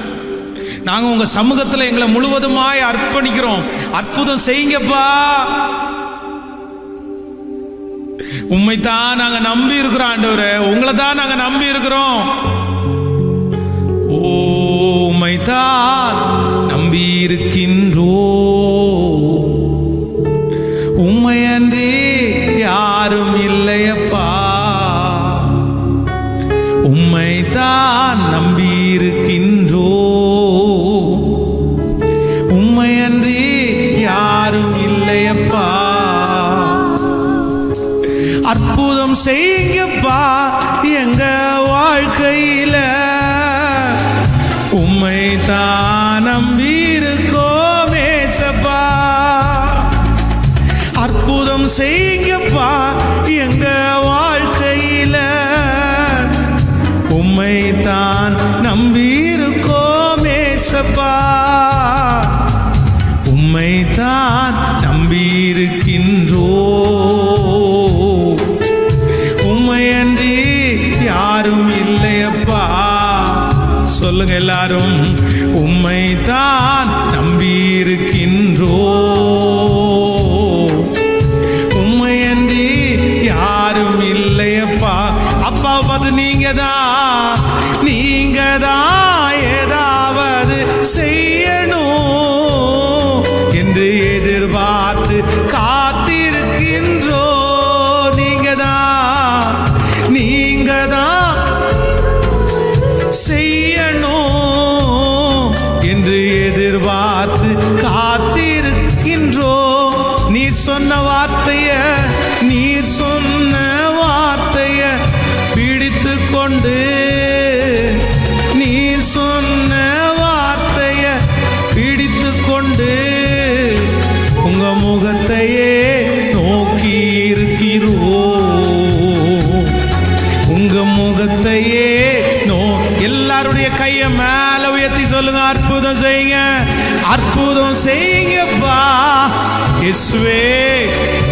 இப்போ வாஞ்சியோட கேட்கிறேன், ஒரு ஜெபத்தோட கேட்கிறேன், ஒவ்வொருவருக்கும் அற்புதம் செய்கிறதற்கு இறங்கி வாரும் ஆண்டவரே, இறங்கி வாரும் ஆண்டவரே, இறங்கி வாரும் ஆண்டவரே, இறங்கி வாரும் ஆண்டவரே, இறங்கி வாரும், இறங்கி வாரும், இறங்கி வாரும். ஜெபம் பண்ண ஆரம்பிங்க. ஒரு வெற்றியுள்ள தலைவனை கர்த்தர் உருவாக்கி கொண்டிருக்கிறார், ஒரு வெற்றியுள்ள தலைவியை கர்த்தர் உருவாக்கி கொண்டிருக்கிறார், கர்த்தர் உங்களை உருவாக்கி கொண்டிருக்கிறார். ஏசப்பாட்ட, இயேசுவே உங்களை தான் நம்பி இருக்கிறோம், உங்களை தான் நம்பி இருக்கிறோம், உம்மையன்றி யாரும் இல்லையப்பா. நீங்க தான் ஏதாவது செய்யணும் என்று எதிர்பார்த்து காத்திருக்கின்றோ. உங்களை தவிர வேற யாருப்பா எங்களுக்கு செய்வா? உங்களை தவிர வேற யாருப்பா எங்களுக்கு அடைக்கலாம்? நீர் செய்ய நினைத்தது ஒன்றும் தடைபடாது, நீர் செய்ய நினைத்தது ஒன்றும் தடைபடாது. இன்றைக்கு இந்த செய்தியை கேட்ட, இந்த ஆராதனையிலே கலந்து கொண்ட பிள்ளைகள் எங்கிருந்தாலும், எந்த மூலையில் இருந்தாலும், உலகத்தினுடைய எந்த பகுதியில் இருந்தாலும் அவர்களை ஆசீர்வதிக்கிறதுக்கு உங்க கரம் தேடி வரட்டும்பா. ஒரு வெற்றியுள்ள தலைவனாய் தலைவியா அவங்க நிக்கணும். வருகிற ஞாயிற்றுக்கிழமை நடக்கிற ஆராதனை ஆசீர்வதியும். எங்க திருச்சபைக்காக, சொந்த இடத்திற்காக நாங்க ஜெபிச்சுட்டே இருக்கிறோம். ஆண்டவரே, தேவைகளை சந்திங்கப்பா.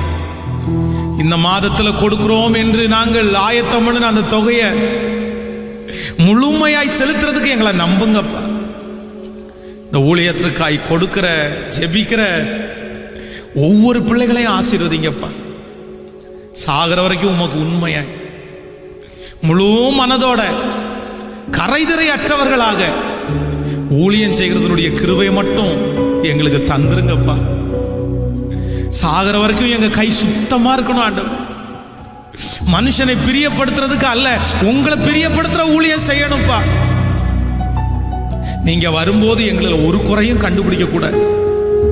நீங்க வரும்போது தட்டி கொடுத்து, உத்தமம் உண்மை உள்ள ஊழியக்காரனே என்னுடைய மகிமைக்குள் பிரவேசின்னு எங்களை பார்த்து சொல்லணும். அந்த ஒரே ஒரு வார்த்தை தான்ப்பா எனக்கு சொத்து, வேற சொத்து எதுவும் வேணாம்ப்பா. உங்க பாதத்தை முத்த செய்கிறோம். என் பிள்ளைகளுடைய எல்லா ஜெபத்திற்கும் பதில் தாரு. இயேசுவின் மூலம் ஜெபம் எடுக்கிறோம். நல்ல பிதாவே, என் ஆத்துமாவே கர்த்தரை ஸ்தோத்திரி, என் முழுவலுமே அவர் பரிசுத்த நாமத்தை ஸ்தோத்திரி. என் ஆத்துமாவே கர்த்தரை ஸ்தோத்திரி, கர்த்தர் செய்த சகல உபகாரங்களையும் மறவாது. நம்முடைய ஆண்டவராகிய இயேசு கிறிஸ்துவின் கிருபை, பிதாவாகிய தேவனுடைய அன்பு, பரிசுத்த ஆவியானுடைய அந்யோன்ய ஐக்கியம் நம்ம நீரோடு மீண்டும் என்றும் சதா காலம் கூட இருப்பதாக. Amen. Hallelujah. Praise the lord. ஆண்டவர் உங்களை ஆசீர்வதிப்பார். God bless you. உங்களுக்காக ஜெபம் பண்றோம்.